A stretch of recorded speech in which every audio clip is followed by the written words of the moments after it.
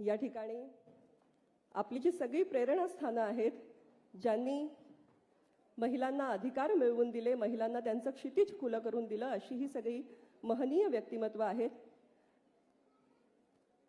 आपणा सगळ्यांच्या माता रमाई आंबेडकर, शिक्षण क्रांती ज्योती असं म्हणून आपण ज्यांचा सन्मान करतो अशा सावित्रीबाई फुले, स्वराज्य जननी अशा जिजाऊ माँसाहेब, लोकमाता अहिल्याबाई होळकर आणि आपणा सगळ्यांचं स्फूर्तिस्थान भारतमाता, या सर्व आपल्या प्रेरणास्थानांना आपण या ठिकाणी नमन करूया, वंदन करूया आणि दीपप्रज्वलन करून आपण कार्यक्रमाचा शुभारंभ करूया.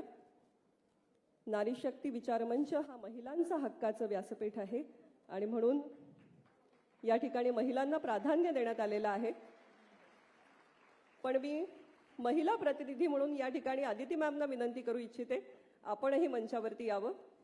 महिला व बालविकास मंत्री, एक तरुण तडफदार व्यक्तिमत्व महाराष्ट्राला लाभलेलं आहे आणि हिरिरीने त्यांची काम करण्याची पद्धती अवघ्या महाराष्ट्राला परिचित आहे. टाळ्यांच्या गजरामध्ये आपण माननीय मंत्री आदितीताई यांचं स्वागत करूया.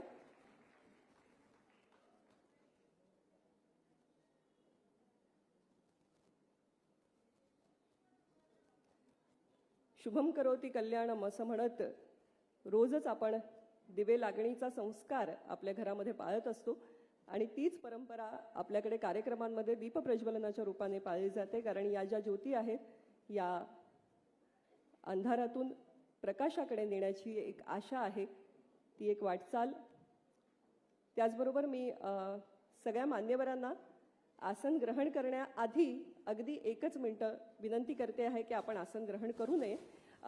याचं कारण एवढंच की कार्यक्रमाचा प्रारंभ करत असताना आपल्या सगळ्यांच्या मनामध्ये जी भावना आहे, खरं तर आशा ही कायम जिवंत असते, पण आपल्या दुर्दैवाने आपण नुकताच एक संगीत क्षेत्रातला ध्रुवतारा निखळला अशी भावना सगळ्यांच्या मनामध्ये आहे. आशाताईंना श्रद्धांजली अर्पित करण्यासाठी मला वाटतं आपण सगळेच जागी उभं राहूया आणि मूकपणे आपल्या मनातली भावना व्यक्त करूया.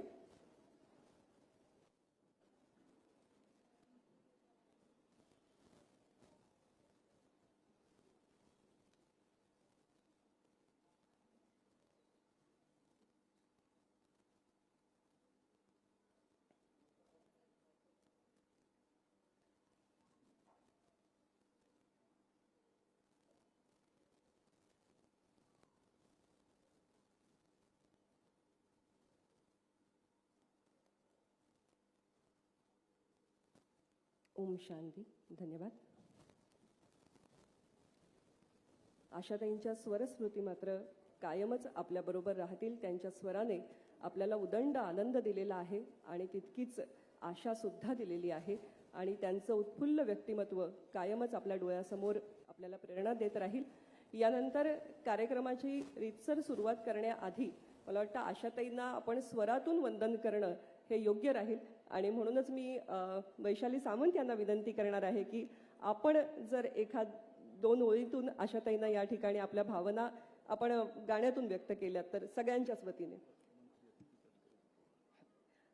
माननीय आदितीताई तटकरे यांना विनंती करते की आपण मंचावरतीच विराजमान व्हावं.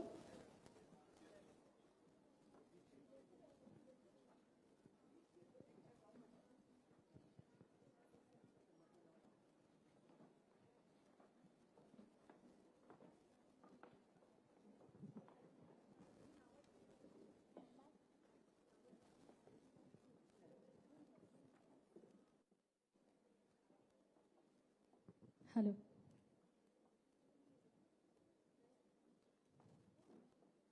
नमस्कार सगळ्यांना.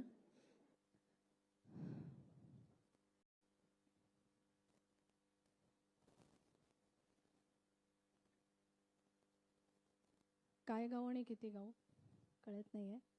जे जे सुचेल ते गाईन, जसं जमेल तसं गाईन. त्यांच्यासारखं कोणीच गाऊ शकत नाही.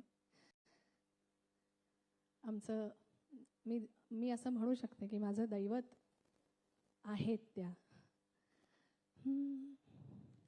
थांबा, इथे बाकी काही इन्स्ट्रुमेंट्स नाही आहेत, फक्त सूर घेते. हॅलो.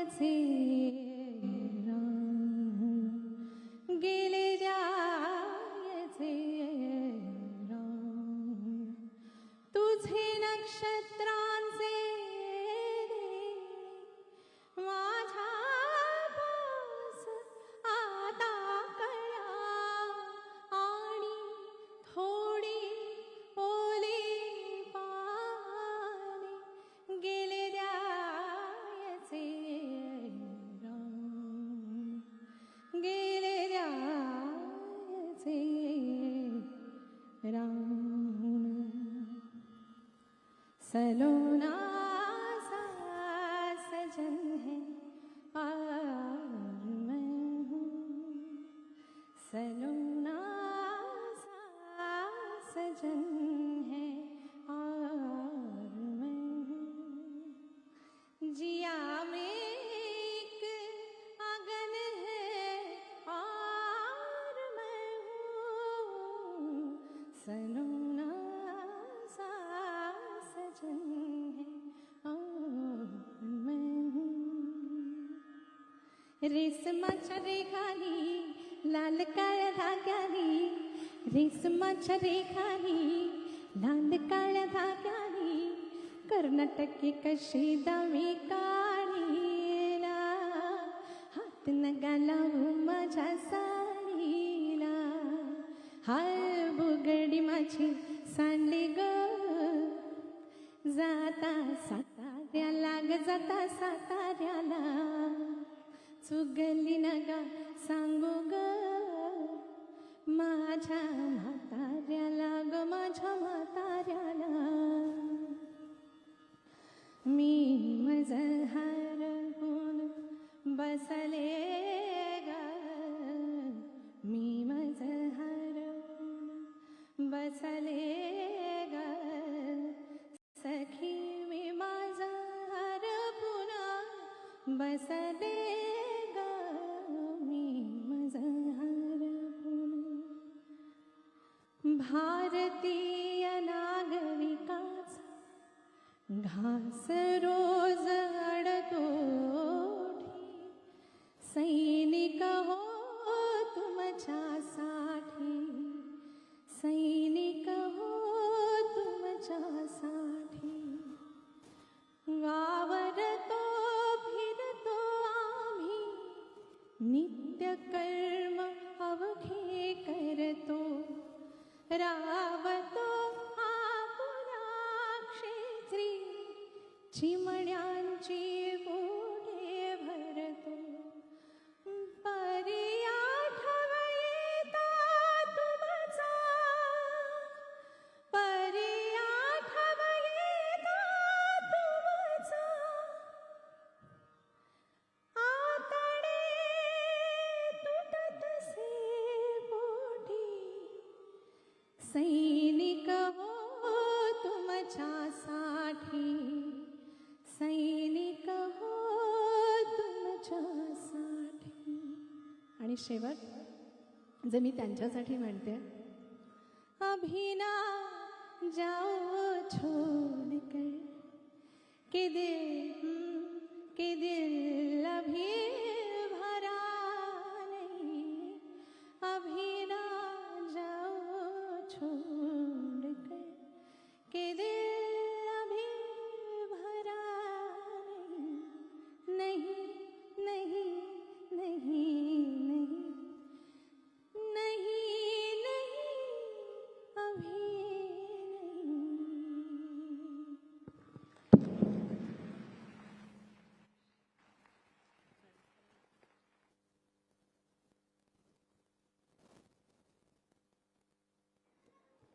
आपल्या सगळ्यांच्या मनाला स्पर्शून गेलेली अशी ही स्वरांजली होती असंच मी म्हणेन. आणि माझ्याकडे देव माझा पाहतो आहे या ओळी ऐकत असताना असं वाटत होतं की कुठेतरी आशाताई सुद्धा आपला हा कार्यक्रम आज तिथे कुठे असतील तिथून पाहत असतील आणि त्यांचे आशीर्वाद कायम आपल्यासोबत असतील आणि त्यांच्या स्वरस्मृती तर कायमच आपल्याबरोबर राहणार आहेत. आजचा हा कार्यक्रम ज्या प्रयोजनाच्या निमित्ताने होतो आहे नारी शक्ती वंदन बिल या घटनेची किंवा या एका पावलाची वाट आपल्या या जगातल्या सगळ्यात मोठ्या लोकशाहीने अनेक वर्ष पाहिलेली आहे. मगाशी आपण उल्लेख केला त्याप्रमाणे खरं तर आपण सगळ्या भारतीय स्त्रिया या अतिशय भाग्यवान आहोत असं म्हटलं पाहिजे. कारण ज्या दिवशी आपल्याला लोकशाही मिळाली त्या दिवसापासून आपल्या प्रत्येक स्त्रीला मतदानाचा अधिकार मिळाला. आणि याचं श्रेय जर कोणाला जात असेल तर ज्यांची 135वी जयंती काल आपण सगळ्यांनी उत्साहात साजरी केली असे महामानव भारतरत्न डॉक्टर बाबासाहेब आंबेडकर यांनी आपणा सर्वांना संविधानाच्या माध्यमातून मिळवून दिलेला हा हक्क आहे. आणि या हक्काचा आणखीन एक पुढचं पाऊल त्यांनी जे पाहिलेलं स्वप्न आहे की महिलांना उत्तमात उत्तम विकासाच्या संधी मिळाल्या पाहिजेत आणि त्यासाठी राजकारणात प्रतिनिधित्व मिळालं पाहिजे, त्या दृष्टीने हे एक विशेष पाऊल आणि त्या निमित्ताने होत असलेला आजचा आपला कार्यक्रम.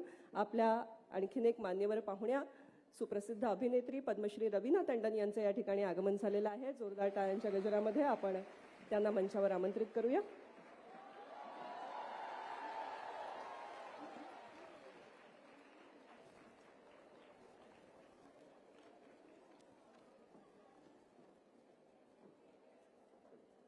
आणि मला वाटतं ज्यांनी आपल्या स्त्रियांसाठी, मग त्यामध्ये सावित्रीबाई फुले असतील, महात्मा फुले असतील, डॉक्टर बाबासाहेब आंबेडकर आहेत, अनेक अशी व्यक्तिमत्व घडली की ज्यांनी आपणा सर्व स्त्रियांच्या विकासासाठी त्यांना संधी मिळावी यासाठी काम केलं. त्याचबरोबर आता महाराष्ट्र राज्याचे मुख्यमंत्री आदरणीय देवेंद्र फडणवीस साहेब आपल्या समोर आहेत. आज किती छान गोष्ट आहे की आपले विचार ऐकण्यासाठी माननीय मुख्यमंत्री समोर प्रेक्षागृहात उपस्थित राहतात. ही सगळ्यांसाठीच अतिशय गौरवाची बाब आहे. आणि ह्या सगळ्या संधी मिळाल्यानंतर स्त्रिया काय कर्तृत्व गाजवतात, आपलं क्षेत्र कसं मोठं करतात आपल्या कर्तृत्वानी, याची उदाहरणं असणाऱ्या या सगळ्या महिला आहेत. म्हणून मला वाटतं हा अतिशय सजलेला, अतिशय लखलखता असा मंच आहे तारकांनी. तेव्हा प्रत्येक जण आपापल्या क्षेत्रातली तारक आहे. तेव्हा सगळ्यांसाठी आपण एकदा जोरदार टाळ्यांचा गजर करूया. आणि यानंतर अधिक औपचारिकतेमध्ये वेळ न दवडता थेट आपण त्यांचे विचार ऐकणार आहोत. तर सगळ्यात आधी मी ज्यांना विनंती करते आहे, मी म्हटलं तसं की आपल्या प्रत्येकीची अतिशय जिव्हाळ्याची बाब जी असते ती म्हणजे फॅशन. कुठेही कुठल्याही कार्यक्रमाला जात असताना रोजच खरं तर जसं डब्याला काय हा प्रश्न असतो त्याचप्रमाणे आज काय नेसू, काय घालू हाही प्रश्न असतो.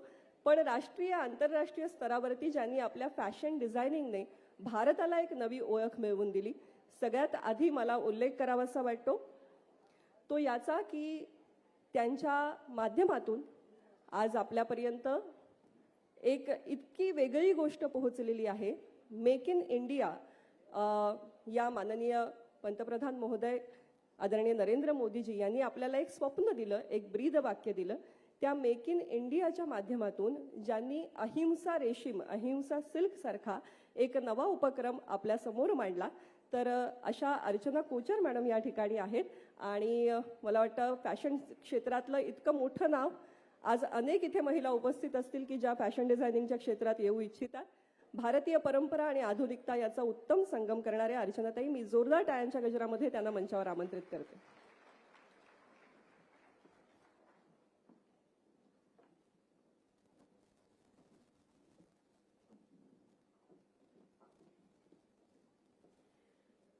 A very good evening to first of all to Devendra Fadnavis ji, Amit Satam ji, and to the warm audience sitting here, and to the dignitaries on the stage. Seeing so many women, I'm so happy, dil se. It's so nice to see all of you and see your energy here today. And today we live in an era where bills are not only passed, but they are implemented. And we, as the citizens, can feel the implementation. And this is only thanks to the outstanding leadership of our Honorable Prime Minister, Narendra Modi ji, and Sir, our Honorable Chief Minister, Devendra Fadnavis ji, Amit Satam ji. Thank you so much. I'm a citizen of India, Maharashtra, and Mumbai, and I thank you all dil se. Thank you so much for making this possible today. So today, India is actually, today they say the Indian dream has come alive, and the Indian dream is literally popping. And the reason the Indian dream is popping is because in the last decade, women have been empowered like never before. In no other decade in India, women have been so empowered. And with the energy of the women empowerment and the encouragement given by the women, by the ministry, we have reached a place where the whole world is now inspired by India and is looking towards India. The Indian dream has finally arrived, and the whole world is looking at us, and this is only thanks to the encouragement that has been given to us. And this bill that has been passed, the Women Empowerment Bill that has been passed today, is going to add so much momentum to the energy that has been already there. And we look forward to the new energy that's coming in and the new support that you've given us by this Women Empowerment Bill. So thank you so much to all of you at the government fighting for us and making this happen for us. Thank you so, so much.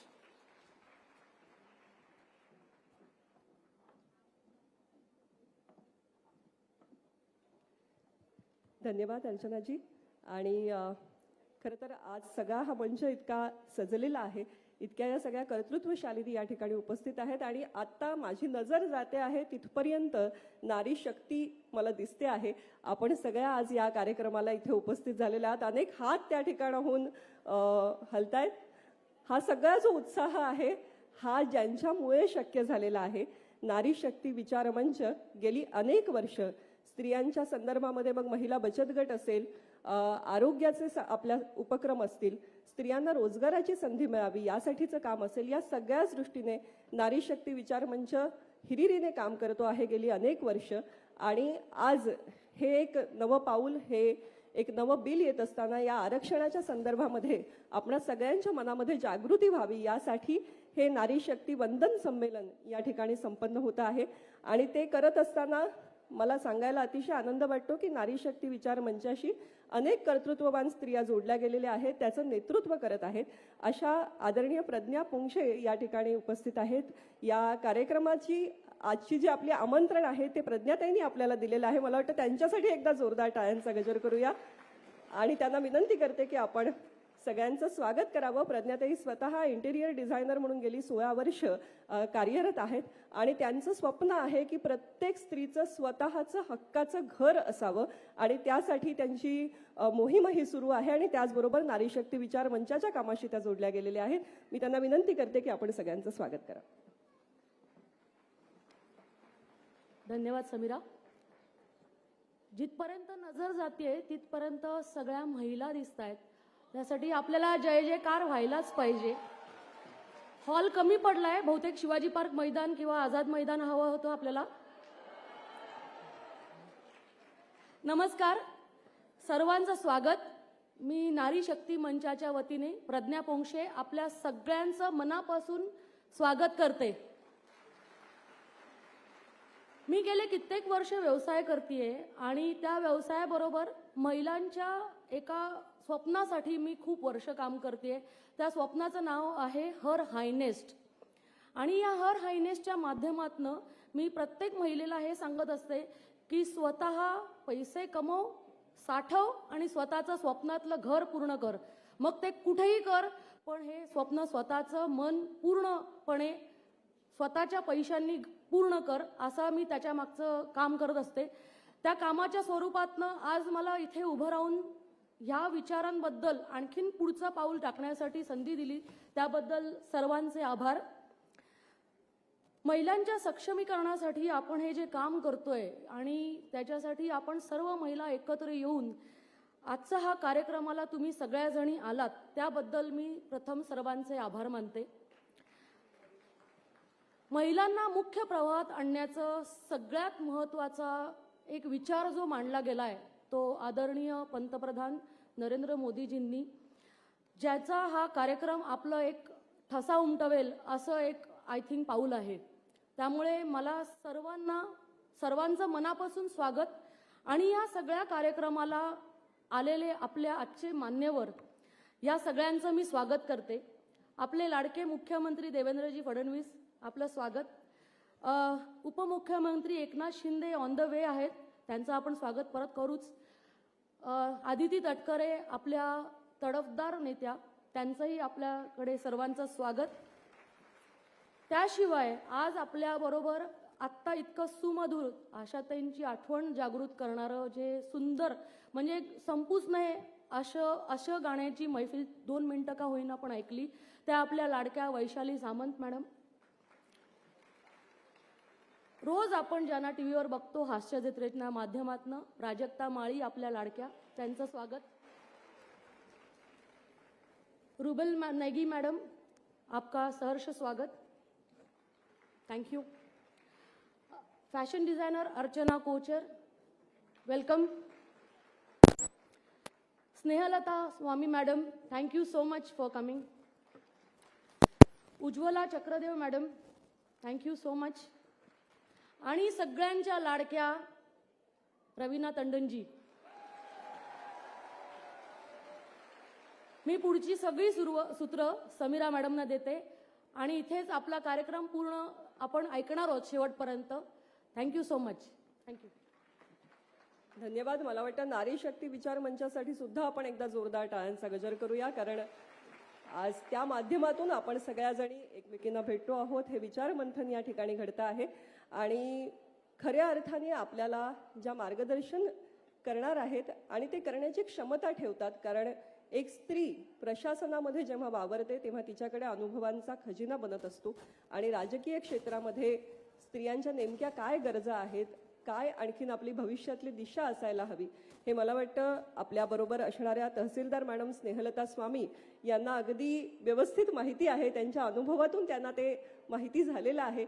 एक प्रशासकीय अधिकारी म्हणून अनेक पदांवरती त्यांनी कार्य केलेलं आहे आणि आज मुंबई महानगरीतल्या अंधेरीसारख्या एका महत्त्वाच्या विभागाचं तहसीलदार म्हणून कामकाज त्या पाहता आहेत, जबाबदारीचं पद सांभाळता आहेत आणि त्यामुळे त्या या बिलकडे कशा पद्धतीने बघतात, या आरक्षणाविषयीचे त्यांचे विचार काय आहेत ते जाणून घेऊया. जोरदार टाळ्यांच्या गजरामध्ये स्वागत करूया श्रीमती स्नेहलता स्वामी यांचं.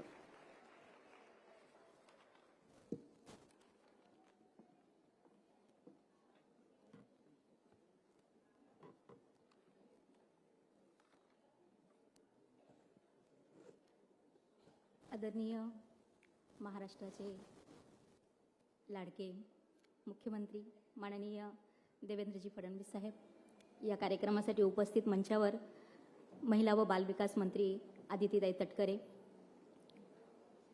उज्ज्वलाताई, वैशालीताई, रवीनाजी, उपस्थित सर्व नारी शक्ती, मातृशक्ती, म्हणजे अगदी नजर जाते तिथपर्यंत हा भरगच्च हॉल जो आहे तो खऱ्या अर्थाने या बिलाचा सन्मान करण्यासाठी आपण सर्वजण इथे एकत्र जमलो आहोत असं मला वाटते.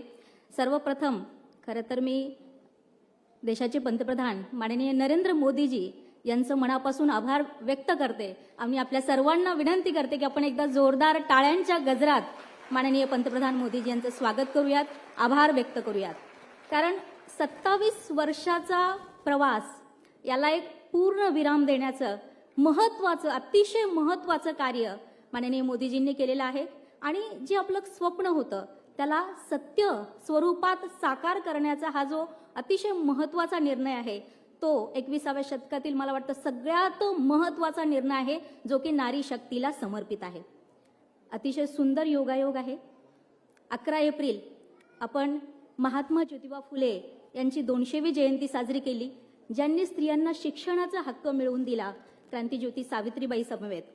आणि 14 एप्रिल कालच आपण महामानव डॉक्टर बाबासाहेब आंबेडकर यांची 135वी जयंती साजरी केली, ज्यांनी समानतेचं तत्व संविधानातून अधिकृत घोषित केलं आणि महिलांना एक समान पातळीवरचा न्याय मिळवून देण्याचा प्रयत्न केला. त्यातलं कलम 15(3) अनुषंगाने असं सांगितलं की महिलांच्या संदर्भात आणि बालकांच्या संदर्भात राज्य वेगवेगळ्या विशेष तरतुदी करू शकतं.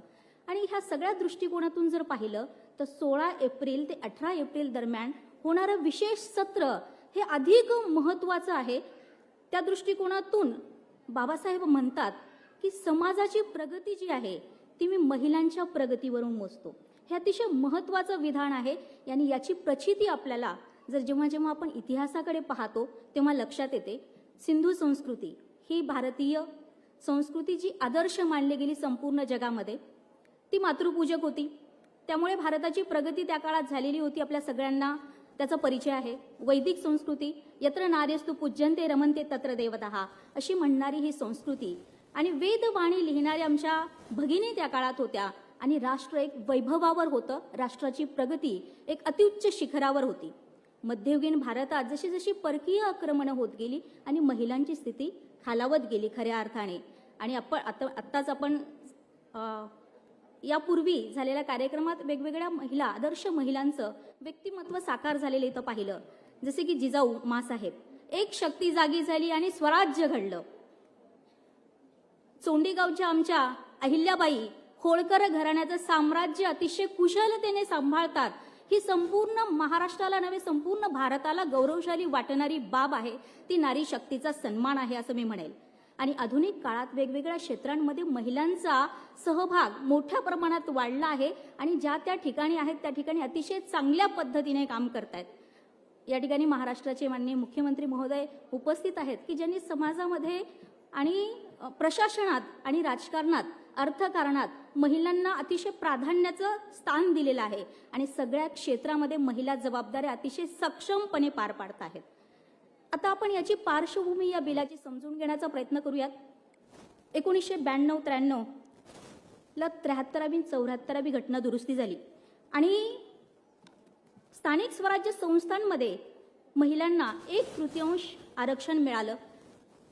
आणि आज महाराष्ट्र तर अतिशय पुरोगामी विचारांचं आहे आणि ज्या महाराष्ट्राला माननीय फडणवीस साहेबांसारखे मुख्यमंत्री मिळाले असतील त्याचं भाग्य खऱ्या अर्थाने अतिशय उज्ज्वल आहे असं म्हणायला हरकत नाही.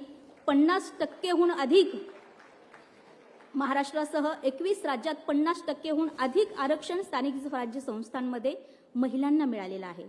आणि संपूर्ण भारतात जर पाहिलं तर 14 लाख महिला आपलं पंचायत राज स्थानिक स्वराज्य संस्थांचा कारभार अतिशय नेटाने पार पाडत आहेत.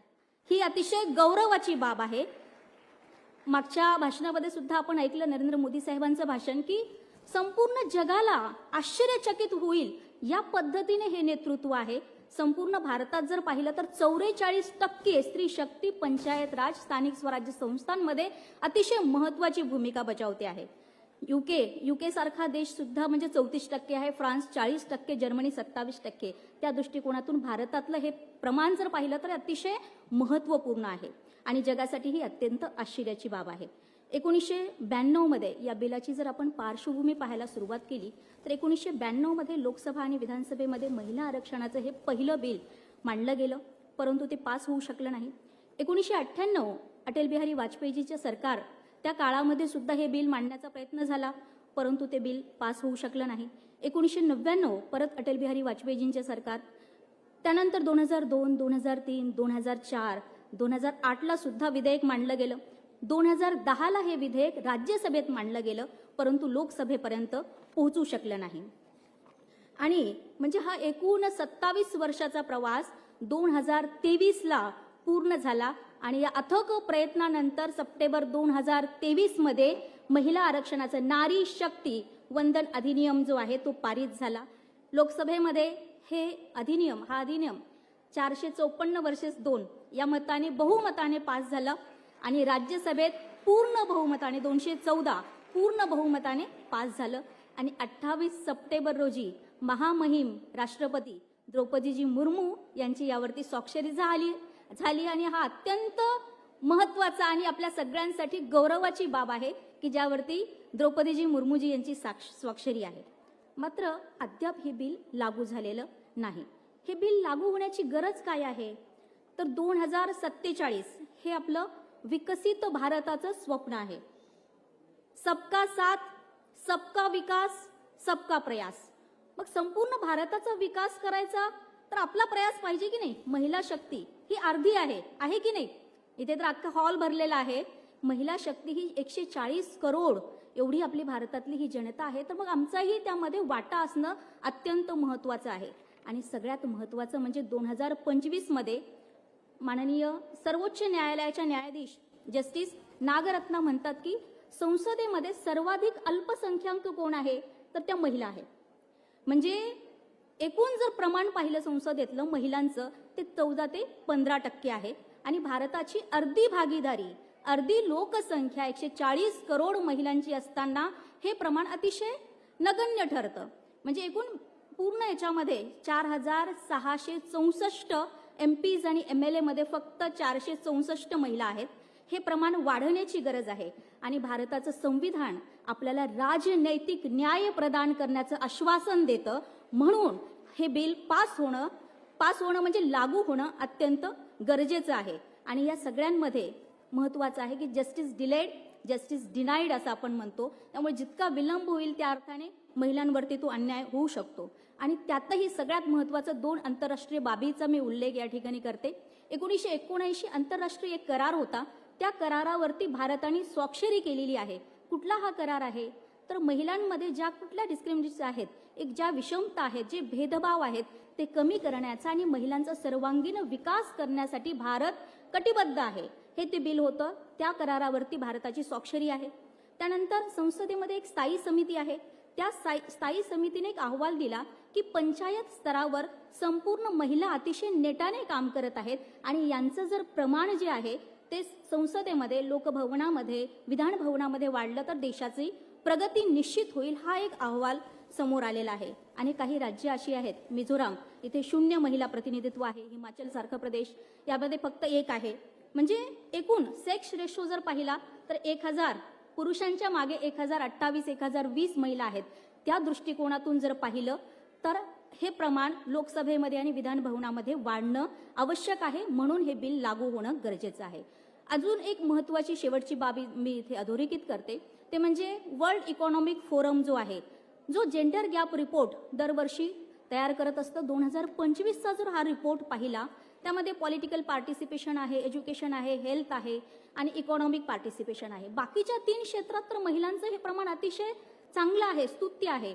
परंतु पॉलिटिकल पार्टिसिपेशनमध्ये आपला जो इंडेक्स आहे सगळा एकंदर पाहिला तर 0.6 या प्रमाणावरती आहे, जो कमी आहे. आणि ह्या सगळ्या दृष्टिकोनातून जर पाहिलं तर भारत एक विश्वगुरू ज्या अर्थाने आपण म्हणतोय तिथपर्यंत आपल्याला पोहोचायचं आहे.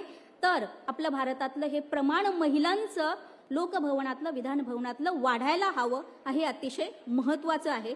आणि नीती निर्धारण जे आपण म्हणतो यामध्ये सुद्धा महिलांचा सहभाग आवश्यक आहे.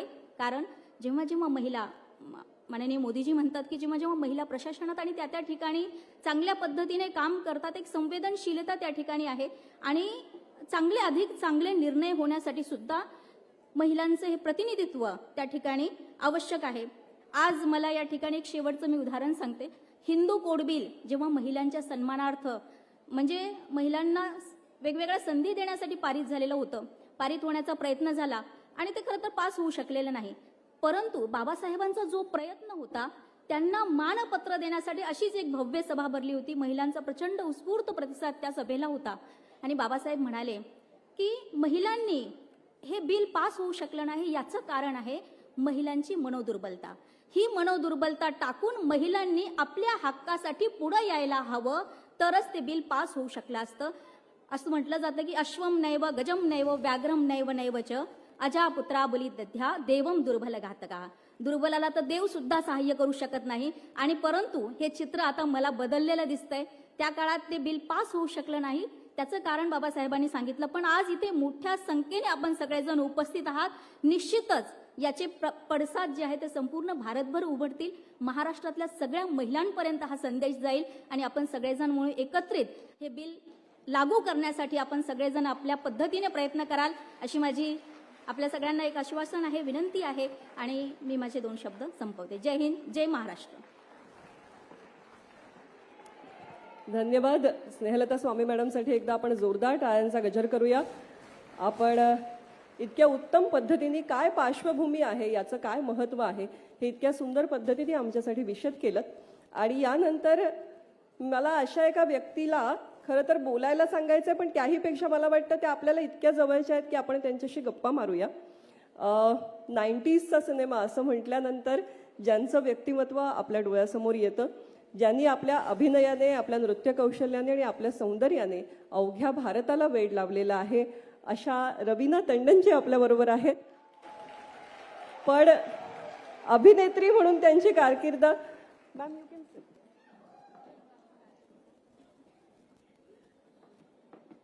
अभिनेत्री म्हणून त्यांची कारकीर्द जितकी आपल्याला परिचित आहे, म्हणजे आम्ही तुमचे सिनेमे पॉपकॉर्न खात सुद्धा बघितलेले आहेत. आणि दमन सारखा चित्रपट ज्यांनी तुम्हाला राष्ट्रीय पुरस्कार प्राप्त झाला, अशा चित्रपटांनी आम्हाला आतून हलवलं सुद्धा आहे, विचार करायला भाग पाडलेला आहे. आणि त्यांचं सामाजिक कार्याशी इतकं जवळचं घट्ट नातं आहे की त्यांच्या अभिनय क्षेत्रातल्या आणि सामाजिक कार्याचा सन्मान पद्मश्री पुरस्कार देऊन झालेला आहे. अशा पद्मश्री रवीना टंडन यांच्यासाठी मला वाटतं पुन्हा एकदा आपण जोरदार टाळ्यांचा गजर करूया. खरं तर त्या आत्ता चित्रीकरण करत होत्या, पण आज इतक्या मोठ्या प्रमाणामध्ये या ठिकाणी महिला येणार आहेत हे ऐकल्यानंतर आपल्या विनंतीला मान देऊन त्या आवर्जून वेळात वेळ काढून आलेल्या आहेत. आणि भाषण न करता त्यांनी असं सुचवलं की आपण गप्पा मारूया, संवाद करूया. तर रवीना जी, मैं आपसे पहली बात ये पूछना चाहूँगी कि इस बिल के बारे में आप क्या सोचती है, ये तो हमें जानना है ही, पर आपको क्या लगता है नारी शक्ति की जब हम बात करते हैं तो क्या है आपके लिए नारी शक्ति? पहले तो सर आपको बहुत बहुत नमस्कार, अमित जी नमस्कार, बहुत बहुत धन्यवाद आज आपने मुझे यहाँ बुलाया है. और पहले तो सबको ये बोलना चाहूँगी कि नारी शक्ति वंदन आज जो बिल पास हुआ है उसकी आप सबको, हम सबको बधाइयाँ. मैं सोचती हूँ कि मैं लोगों को कहती हूँ कि मैं असल में एक भारत की बेटी हूँ, क्योंकि जहाँ जहाँ मुझे मौका मिलता है तो मैं लोगों को कहती हूँ कि मुझे गर्व है, और मैं गर्व से कहती हूँ कि मैं हिंदुस्तान भारत की बेटी हूँ और वहाँ पैदा हुई हूँ. क्योंकि आज के ज़माने में जहाँ हम सोचते हैं कि 2026 का साल है, जब करीब 20 साल पहले, जैसे आपने 90s की बात की, हमको लोग बोलते थे कि 30 साल के बाद हवा में गाड़ियाँ उड़ रही होंगी, फ्यूचर होगा, ऐसा कि फ्यूचरिस्टिक होगा, हम स्पेस अंतरिक्ष जा रहे होंगे. हाँ, वाकई में भारत तो चांद पर पहुंच गया है, लेकिन आप अगर देखेंगे वाकई में जहां तक के नारी के हक और सम्मान की बात है, आज मैं गर्व से कह सकती हूं कि भारत से ज्यादा बेहतर और अच्छा देश नारियों के लिए है ही नहीं इस विश्व में. कितने सारे देश हैं जहां महिलाओं के आज जो हक हैं, जो राइट्स हैं, वो आज ना के बराबर हैं. न वो खुलेआम घूम सकती हैं, ना वो बात कर सकती हैं, ना वो देख सकती हैं, या वो दिख सकती हैं कहीं भी. बहुत सारे ऐसे हमारे आज जहां तक कि आप स्टेटिस्टिक्स देखें तो ये जो पिछले 50 या 20 साल रहे हैं, पूरे देश में औरतों के लिए सबसे खराब, जैसे कहते हैं the worst years for women empowerment, it has been there except in India. और ये मैं गर्व से कह सकती हूं कि ये आज हमारा गवर्नमेंट, जो आज हमारी सेंट्रल गवर्नमेंट है, हमारे प्रधानमंत्री श्री नरेंद्र मोदी जी की वजह से आज हमारे सीएम यहाँ साथ में बैठे हैं, जो खुद उसमें विश्वास करते हैं. अमित साटम जी साथ में बैठे हैं, जो नारी शक्ति में विश्वास करते हैं, और आज उन्होंने ये कर दिखाया है. तो मेरे हिसाब से अगर आप पूछेंगे कि नारी शक्ति मेरे लिए क्या है, पहली बात तो एक भारत की बेटी होना, उसमें आप में ही एक शक्ति है. आप अगर देखेंगे सदियों से चलता आ रहा है, चाहे हमारी लक्ष्मी हो, सरस्वती हो, या चंडी हो, या काली हो, आप हर एक औरत में उसका रूप देखेंगी. अगर आप सरस्वती की बात करेंगी तो जितनी हमारी साइंटिस्ट्स हैं, जितनी हमारी प्रोफेसर्स हैं, जितनी हमारी टीचर्स हैं, जितनी हमारी फैकल्टी है, वो सब मेरे लिए सरस्वती के बराबर हैं. आप काली और चंडी का रूप देखना चाहेंगी, दुर्गा, तो आज हमारी एयरफोर्स, हमारी आर्मी, हमारी नेवी की महिलाओं को देखिए, वो ही रूप हैं जो जाके हमारे लिए लड़ रही हैं.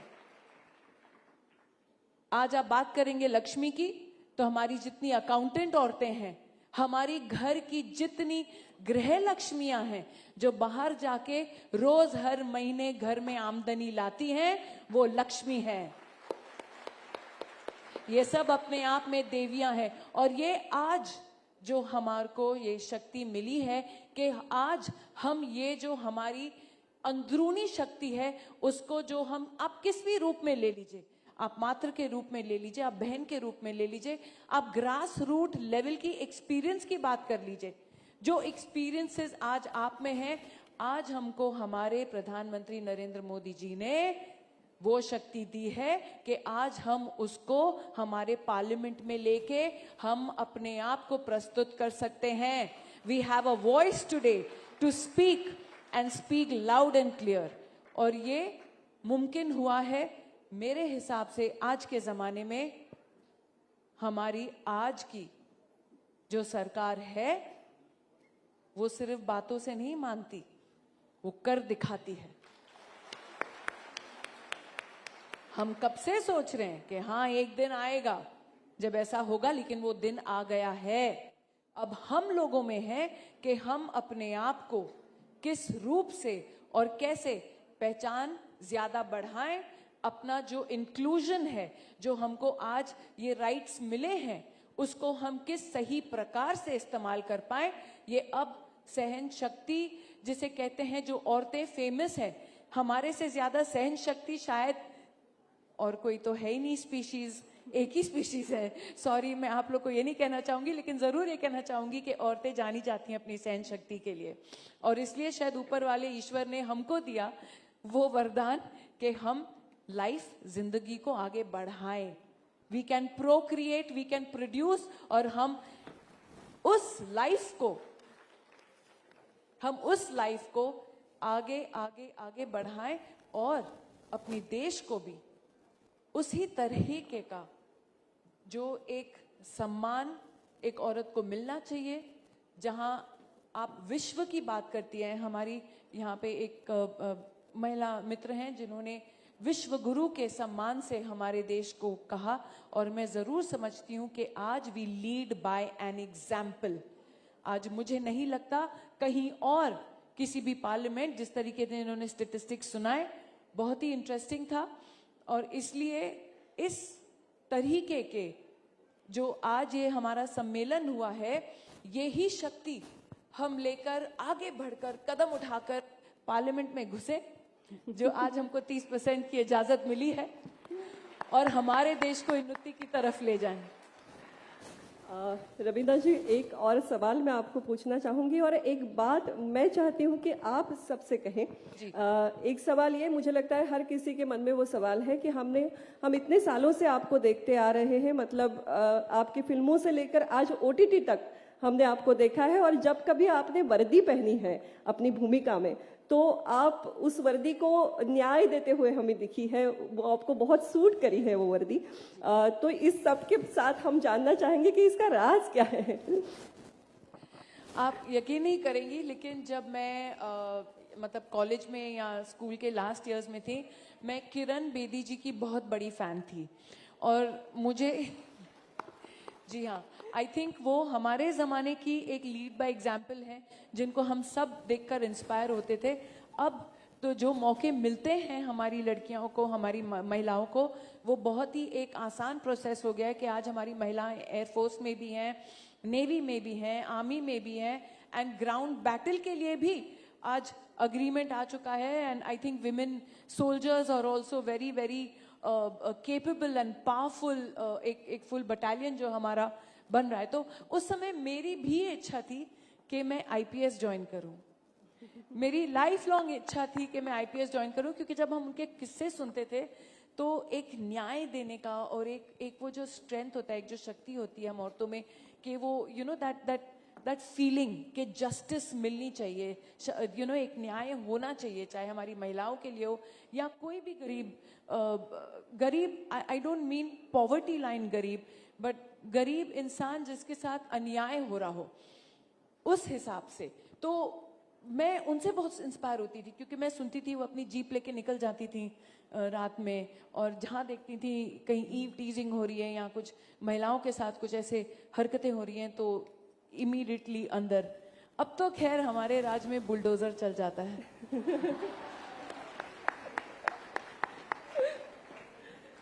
Thank you so much Raveena ji, आप आज वक्त निकालकर यहाँ पर आए, और आपका बहुत बहुत धन्यवाद। मैं इतना ही चाहूंगी कि आप सबसे निवेदन करें कि ये जो एक मजबूत कदम हम उठाने जा रहे हैं, इसके साथ सारे महिलाओं का साथ रहे।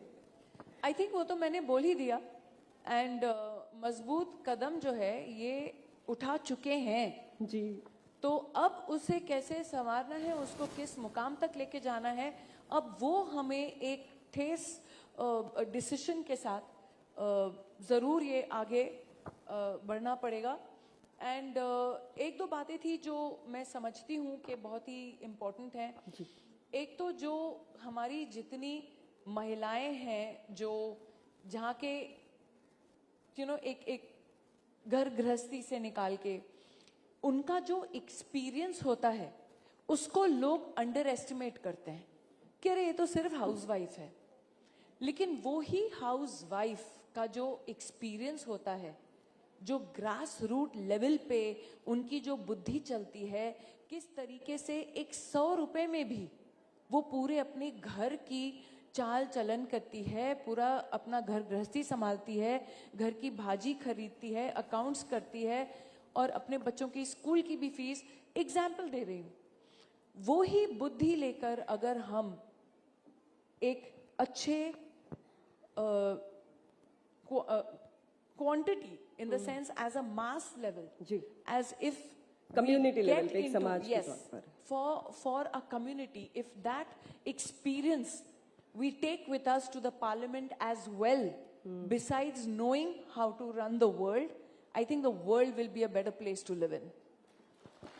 बहुत बहुत बढ़िया बात कही है आपने। और आज आप यहाँ पर जैसे आए। कहते हैं ना, नारी से नारायणी, आज वो रूप दिखाने का दिन आ गया है।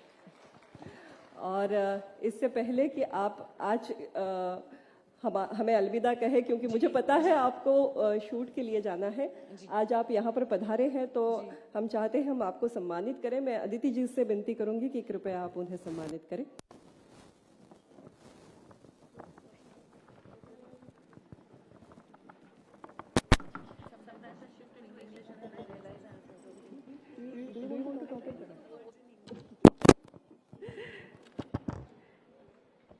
मला वाटतं एकदा जोरदार टाळ्यांचा गजर आपण रवींद्रजींसाठी करूया।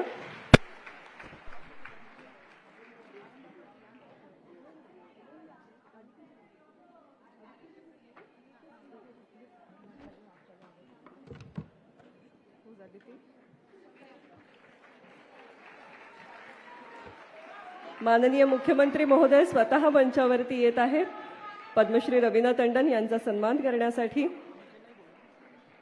मी माननीय अमित साटम सरांनाही विनंती करते की आपणही कृपया मंचावरती यावं। माननीय आमदार अमितजी साटम सर यांनाही विनंती आहे की आपण कृपया मंचावरती यावं।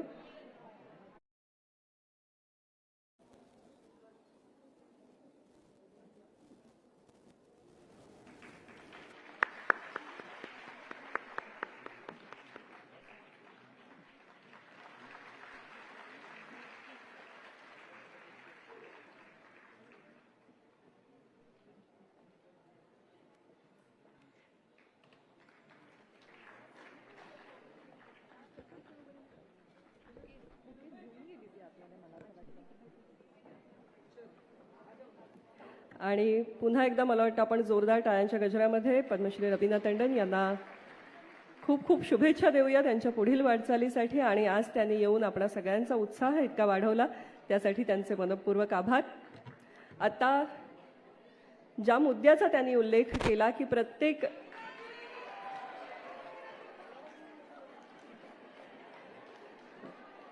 Thank you so much, thank you. आपण सगळ्यांच्या शुभेच्छा त्यांच्याबरोबर आहेतच। आणि आता ज्या मुद्द्याचा त्यांनी उल्लेख केला की प्रत्येक गृहिणीकडे खूप सारा अनुभवाचा साठा असतो, मला सांगायला अतिशय आनंद वाटतो आणि ही माहिती आपल्यापैकी अनेकांना असेल, पण मला पुन्हा एकदा त्याची उजळणी करावीशी वाटते की माननीय मुख्यमंत्री महोदय समोर बसलेले आहेत। माननीय मुख्यमंत्री महोदय देवेंद्र फडणवीस साहेब यांच्या नेतृत्वात आपल्याकडे आता द्रोण दीदी सारखा उपक्रम सुरू आहे की लखपती दीदी तर आपल्याला सगळ्यांना माहिती आहेच, प्रत्येकीचा रोजगारातून लाखो रुपयाचं उत्पन्न व्हावं हे स्वप्न पाहणाऱ्या लखपती दीदी बरोबरच जिच्याकडे, ज्याला आपण ट्रॅडिशनल विजडम म्हणतो, पारंपरिक ज्ञान आहे, अशा स्त्रीला क्षितिज खुलं व्हावं, तिला विकास अधिक क्षेत्रामध्ये करता यावा म्हणून आता तिच्या हाती द्रोण सुद्धा येणार आहे। तर अशा द्रोण दीदीचं मला वाटतं एकदा टाळ्यांच्या गजरात आपण स्वागत करूया। आणि सहकार क्षेत्रामध्ये तर हजारो बचत गट आज उत्तम कामगिरी करत आहेत, स्त्रिया आपला रोजगार कमावत आहेत, स्वतःतल्या गुणांना वाव मिळवून देत आहेत। ही सगळी अशी सकारात्मक जी बाजू आहे ती माननीय मुख्यमंत्री महोदयांच्या प्रयत्नातून, त्यांच्या नेतृत्वातून, मार्गदर्शनातून साकार झालेली आहे।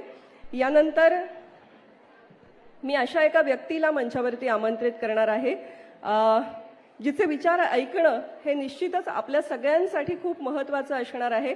शिक्षण क्षेत्राचा आता उल्लेख झाला तर शिक्षण क्षेत्रामध्ये माझ्या सख्यांना विनंती आहे की हे खूप लक्ष देऊन ऐका कारण फार महत्त्वाचं आहे। काही जणी मला उभ्या झालेल्या दिसत आहेत, त्यांनी कृपया बसून घ्यावं. आपण नोबेल पारितोषिकाबद्दल ऐकलेलं असतं, बरोबर? शांतीसाठी जगामध्ये सर्वोच्च जो पुरस्कार दिला जातो त्याला नोबेल पारितोषिक असं म्हटलं जातं. शिक्षण क्षेत्र हे इतकं महत्वाचं क्षेत्र आहे. या क्षेत्रामध्ये ज्यांनी इतकी उत्तम कामगिरी केलेली आहे अतिशय तरुण वयामध्ये, की ज्यांना शिक्षण क्षेत्रातला नोबेल असं ज्या पुरस्काराला मानलं जातं असा ग्लोबल पुरस्कार प्राप्त झालेला आहे. $1 मिलियन इतक्या रकमेचा हा पुरस्कार असतो आणि हा जगातला शिक्षण क्षेत्रातला सर्वोच्च पुरस्कार मानला जातो. हा पुरस्कार ज्यांना मिळाला आहे अशा रुबल नागीजी आपल्याबरोबर आहेत. एकदा जोरदार टाळ्यांच्या गजरात आधी त्यांचं अभिनंदन करूया. आणि मी त्यांच्याविषयी अगदी अर्ध्या मिनिटामध्ये काही सांगू इच्छिते, कारण त्यांच्या कार्याचा आपल्याला परिचय व्हावा या दृष्टीने.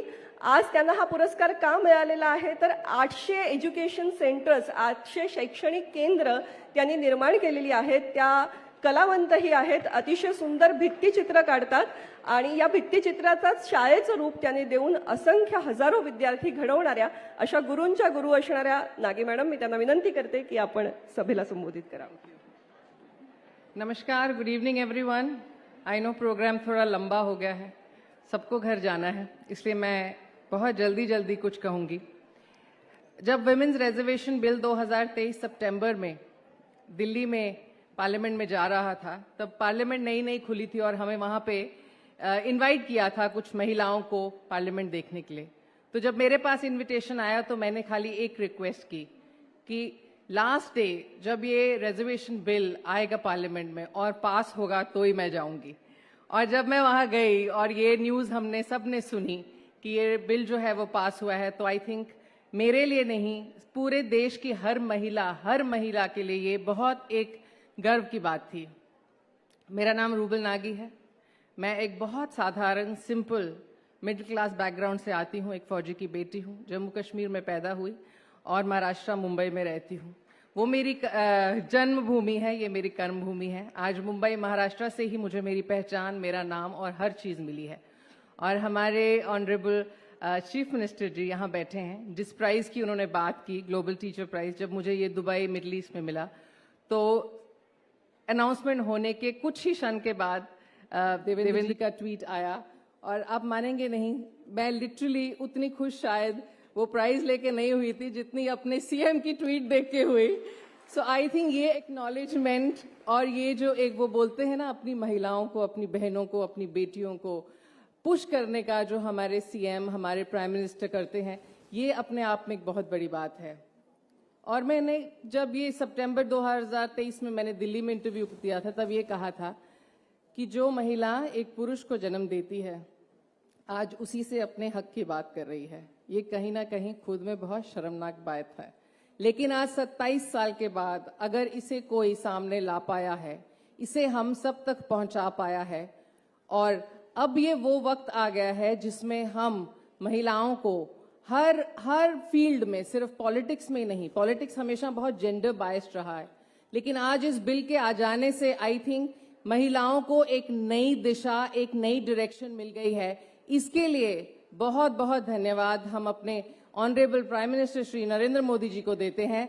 और यहाँ पे इतनी सारी महिलाएं बैठी हैं, ऊपर से लेके नीचे तक जब मैं देखती हूँ तो नारी शक्ति का एक जो प्रतीक इस रूम में है, मैं चाहती हूँ आप अपने लिए जोरदार तालियां बजाइए. आप माँ हैं, आप बहन हैं, आप बेटी हैं. और हमारे शास्त्रों में जब नारी को हर जगह आगे रखा गया है, उमापति महेश, लक्ष्मी नारायण, राधा कृष्ण, तो हम किसी से कम क्यों हैं, हम किसी से पीछे क्यों हैं? अपनी पहचान हमें खुद करनी है. एक नारी को आगे लेके आना है. एक दूसरे का हाथ पकड़िए, आगे बढ़िए. Sky is the limit for us. आज 8.5 लाख से ज्यादा महिलाएं देश भर में रूबल नागी आर्ट फाउंडेशन के साथ जुड़ी हैं. 2 महिलाओं से शुरुआत की थी मैंने 25 साल पहले. आज देश के 21 स्टेट में वो स्किलिंग के माध्यम से हमारे साथ जुड़ी हुई हैं, काम करती हैं और अपने पैरों पे खड़ी हैं. और आज मैं गर्व से कह सकती हूं कि लाखों में कमाती है, घर भी संभालती है, होम मेकर भी है और काम भी करती है. ये शक्ति, ये हुनर ऊपर वाले से सिर्फ हमें दिया है, तो व्हाई not make the most of it end keep moving forward. Thank you so much. धन्यवाद रुबलजी. आणि इथे उपस्थित प्रत्येक स्त्रीला रुबलजींसारख्या व्यक्तिमत्वाविषयी आदर आहे, अभिमान आहे. मला वाटतं त्यांच्यासाठी एकदा जोरदार टाळ्यांचा गजर करूया. कारण जे काम क्रांतीज्योती सावित्रीबाई फुले यांनी सुरू केलं त्या कामाची धुरा आजच्या काळामध्ये अशा व्यक्ती समर्थपणे सांभाळत आहेत. यानंतर मी आपल्या सगळ्यांचं एक अतिशय आवडतं व्यक्तिमत्व, तिच्याकडे पाहिलं कीच खरं तर आपल्या चेहऱ्यावरती हास्य येतं, अशी हास्य जत्राच्या माध्यमातून नेहमीच आपल्याला भेटणारी, पण तेवढीच तिची ओळख नाहीये. ती जितकी उत्तम अभिनेत्री आहे तितकीच उत्तम उद्योजिका सुद्धा आहे. प्राजक्त राजच्या माध्यमातून तिने सुरू केलेला उद्योग आणि फुलवंतीसारख्या चित्रपटाची निर्माती आहे. त्याचबरोबर असंख्य चित्रपटातून आपण तिला पाहिलेलं आहे. मग हम्पी असेल, पांडू असेल. मला वाटतं यापेक्षा अधिक परिचयाची खरं तर या चेहऱ्याला, इतक्या गोड चेहऱ्याला गरजच नाहीये. जोरदार टाळ्यांच्या गजरामध्ये स्वागत करूया प्राजक्ता माळे.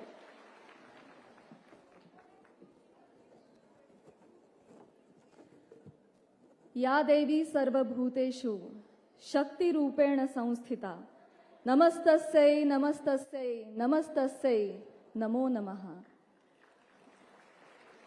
नमस्कार. रंगमंचावरील उपस्थित नारी शक्तीला मनापासून नमस्कार. महाराष्ट्राचे लाडके मुख्यमंत्री सन्माननीय श्री देवेंद्रजी फडणवीस यांना मनापासून नमस्कार. उपस्थित सर्व महिलांना नम्रतेनं नमस्कार.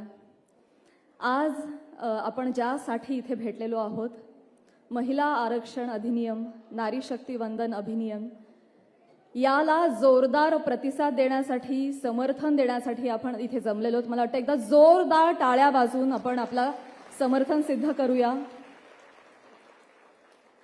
जसं रवीनाजी पण म्हणाल्या की मला अभिमान आहे की मी भारताची नागरिक आहे, मी भारतात जन्मले. मी एक स्टेप पुढे जाऊन हे म्हणेन की मला फार अभिमान आहे की महाराष्ट्रात मी जन्मले.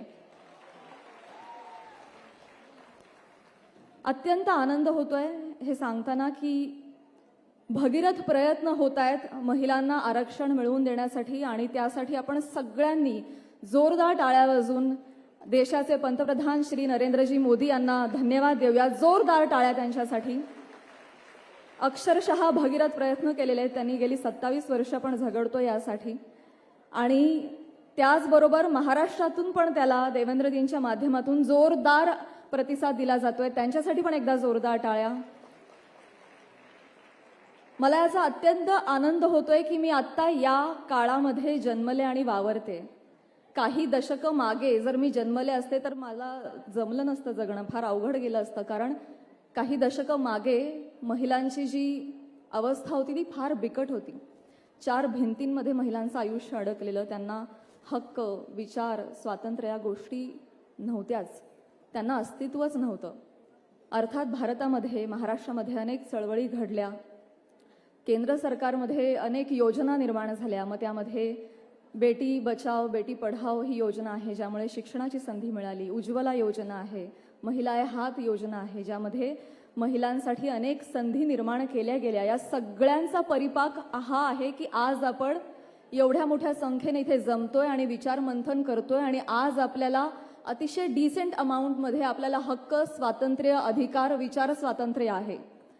सो याचा अत्यंतिक आनंद आहे की आपण आज अशा सामाजिक परिस्थितीमध्ये आहोत.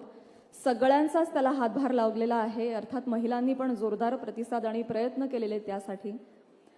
या अशा योजना येतील, येत राहतील, पण मला असं वाटतं ह्याचं आपण जबाबदारी पण याची घेतली पाहिजे की या योजना ज्या महिलांसाठी निर्माण केल्या गेल्या आहेत त्यासाठी महिलांनी पण स्वतःला परिपक्व बनवावं, स्वतःला त्यासाठी शक्तिशाली बनवावं, ती जबाबदारी पेलण्यासाठी. बघा, गेल्या दशकांपेक्षा आत्ताची स्थिती उत्तम आहे आणि यापेक्षा अजून पुढल्या काही वर्षांमध्ये अतिशय उत्तम स्थिती असावी. आपल्या पोरीबाळींना, आपल्या भाच्या पुतण्यांना आणखी उज्ज्वल भविष्य मिळावं याची जबाबदारी आपण घेतली पाहिजे, आणि त्यासाठी आत्ता आपण झटलं पाहिजे. आत्ता आपल्याला केंद्रामध्ये, राज्यामध्ये नेतृत्व मिळेल, पण ते नेतृत्व पार पाडण्याची पण क्षमता आपण बाळगली पाहिजे आणि स्वतःवर काम केलं पाहिजे. मी फक्त इथे राज्य सरकार केंद्र सरकारांचं कौतुक नाही करणार. मला असं वाटतं की सगळ्या महिलांना समाजाला मी संबोधित करू इच्छिते की जे आपल्यासाठी प्रयत्न करतायत आपली पण तितकीच जबाबदारी आहे की आपणही तितक्या जबाबदारीने ते नेतृत्व सांभाळावं आणि पुढे न्यावं आणि त्यासाठी परिपक्व बनावं. आणि समाजाकडून आपण नेहमी ही मागणी करत असतो की आम्हाला समान हक्क द्या, समान अधिकार द्या. महिला सशक्तीकरणाचा तोच नारा आहे. समान स्वातंत्र्य हवंय. डेफिनेटली हे असलंच पाहिजे. ही खरं तर मागणी चुकीचीच आहे, कारण सनातन धर्माचे पाईक आहोत आपण. हे आपल्याला सनातन धर्माने दिलेलेच, निसर्ग नियमाने दिलेले मिळालेली ही स्वातंत्र्य आहेत आणि हे हक्क आहेत. ती आपण काय मागतोय? मला कधी कधी प्रश्न पडतो की हे का आपल्याला मागावं लागतंय. हे पूर्वापार चालत आलेलं आहे. पण ठीक आहे, आता आपल्याला यासाठी थोडा झगडा करावा लागतोय, हरकत नाही. पण हे समाजाकडून हे मागणं सदोदित असेलच आणि समान हक्क, स्वातंत्र्य, अधिकार यासाठी झगडा असेल. पण त्याच्या पलीकडे जाऊन मला स्त्रियांना असं म्हणायचं आहे की आता मागणं बंद करून आपण स्वतः सशक्त बनावं. या मागण्या मग त्यांनी ते पूर्ण करणार, हे किती दिवस करणार आपण? स्वतः आपण राखेतून पुन्हा पुन्हा जन्म होऊन फिनिक्स पक्षासारखं उठून उभं राहायला पाहिजे प्रत्येक वेळी. कारण तेवढी शक्ती, तेवढी वैचारिक शक्ती स्त्रीमध्ये आहे, किंबहुना फक्त स्त्रीमध्ये आहे. त्यामुळे मागण्या करणं आणि आवाहन करणं ह्या पलीकडे जाऊन आपण स्वतः उठून स्वतःला सिद्ध करणं हा नारा मला जास्त समर्पक वाटतो. आणि सगळ्या महिला मला असं वाटतं त्यासाठी, म्हणजे ग्रामीण भागातल्या आहोत आणि म्हणून आम्हाला कमी असं नाही. प्रत्येक शक्तीमध्ये, प्रत्येक नारीमध्ये ती सुप्त शक्ती आहे. त्याला फक्त आपल्याला त्याला सजग करायचं आहे आणि त्याला पुढे न्यायचं आहे. तर प्रत्येकामध्ये ती शक्ती आहे, ती जागृत करा. आणि मागण्यापेक्षा स्वतःच शक्ती बनून स्वतःचं आयुष्य तुम्ही आरेखा, असं मला वाटतं. पुरुषांकडून, आपली पुरुषप्रधान संस्कृती, आपण हे मान्य केलंय काही अंशी. पुरुषांकडून पण मला काही वाटतं की काही म्हणणं मला त्यांच्याकडे आहे. मागणं नाही म्हणणार, म्हणणं आहे. कधी कधी काय होतं, या योजना आहेत, आपण महिलांना देवी मानतो आणि आपण अशा व्यासपीठांवर असतो तेव्हा फार नम्रतेनं आणि फार सन्मानानं महिलांना वागवतो. परंतु जेव्हा घरी जातो, जेव्हा कामाच्या ठिकाणी असतो, तेव्हा मात्र आपण हे सगळं विसरतो आणि आपण कुठेतरी महिलांचं खच्चीकरण करतो, कुठेतरी दबाव त्यांच्यावर आणतो, कुठेतरी टीका टिप्पणी करतो, कुठेतरी हसत काहीतरी टोमणा मारतो. ह्या गोष्टींमुळे महिलांचं खच्चीकरण होतं, मानसिक खच्चीकरण होतं असं मला वाटतं. तर मला असं म्हणायचं आहे त्यांना, सगळ्याच पुरुषांना, मी तुमच्यावर राग नाही आहे माझा तुमच्यावर, पण म्हणणं आहे की तुम्ही प्रोत्साहन दिलं पाहिजे खरं तर महिलांना. पण ठीक आहे, नका देऊ, पण निदान खाली तरी ओढू नका महिलांना. न्यूट्रल राहा. महिलांना तुमच्या प्रोत्साहनाची फार आवश्यकता नाहीच आहे. तुम्ही न्यूट्रल राहा. महिला आपल्या आपल्या शक्तीच्या जोरावर, कर्तृत्वाच्या जोरावर पुढे जातील. आणि आज मला हे देवेंद्रजी यांच्या समोर बोलताना फार आनंद होतोय, कारण महिलांचा सन्मान कसा करावा, त्यांना आदर कसं द्यावा, कसं वागावं याचं मूर्तिमंत्र उदाहरण ते स्वतः आहेत. मी आवर्जून उल्लेख करेन, आत्ता महाराष्ट्रामध्ये जे काही घडतं आहे, भोंदूबाबामुळे जे काही चाललेलं आहे, अतिशय त्यांनी संवेदनशीलतेनं हा सगळा प्रकार हाताळलेला आहे.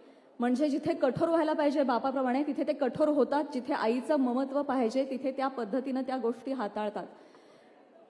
त्याचबरोबर ते जेव्हा जेव्हा माईक समोर बोलतात, इस्पेशली जेव्हा जेव्हा आपण त्यांना टीव्हीवर ऐकतो, पाहतो, त्यांच्यावर कितीही चिखलफेक होत असली आणि कितीही ट्रोलिंग होत असलं तरी देखील त्यांच्या वाणीतून कधीही चुकीचा शब्द बाहेर पडलेला मी आज ताईक ऐकला नाही, कधीच ऐकला नाही.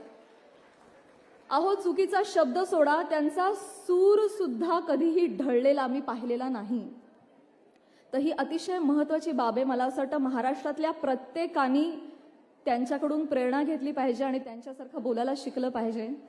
आणि फक्त पुरुषांनाच म्हणत नाही मी, महिलांनी सुद्धा जेव्हा आपण माईकवर बोलतो तेव्हा आपण कसं बोललं पाहिजे, वागलं पाहिजे आणि कसा सन्मान केला पाहिजे स्त्रियांचा, हे त्यांच्याकडून शिकलं पाहिजे. आणि खरंच जे मी पहिल्यांदा बोलले की मला अत्यंत अभिमान होतोय की मी या काळात या सरकारमध्ये वावरतीये. त्यामुळे अतिशय चांगलं वातावरण आहे. आपण यासाठी प्रयत्न करूया भविष्यामध्ये नारी शक्ती विचार मंथनाची आवश्यकता पडणार नाही. आपण वेगळ्या विषयांवर मंथन करूया, यासाठी आपण आता प्रयत्नशील राहूया आणि त्या दिशेनं प्रवास करूया असं मला वाटतं. बाकी हे बिल पास होत आहे आणि महिलांकडे जास्तीत जास्त नेतृत्व येत आहे याचा मला अत्यंतिक आनंद आहे. आणि महिलांनी या संधीचा यथायोग्य उपयोग केला पाहिजे आणि स्वतःला अधिक शक्तिशाली बनवलं पाहिजे आणि पुढे गेलं पाहिजे आणि स्वतःच सशक्तीकरण स्वतः केलं पाहिजे अशा मताची मी आहे. Wish you all the best to all of us. धन्यवाद. जय हिंद, जय महाराष्ट्र.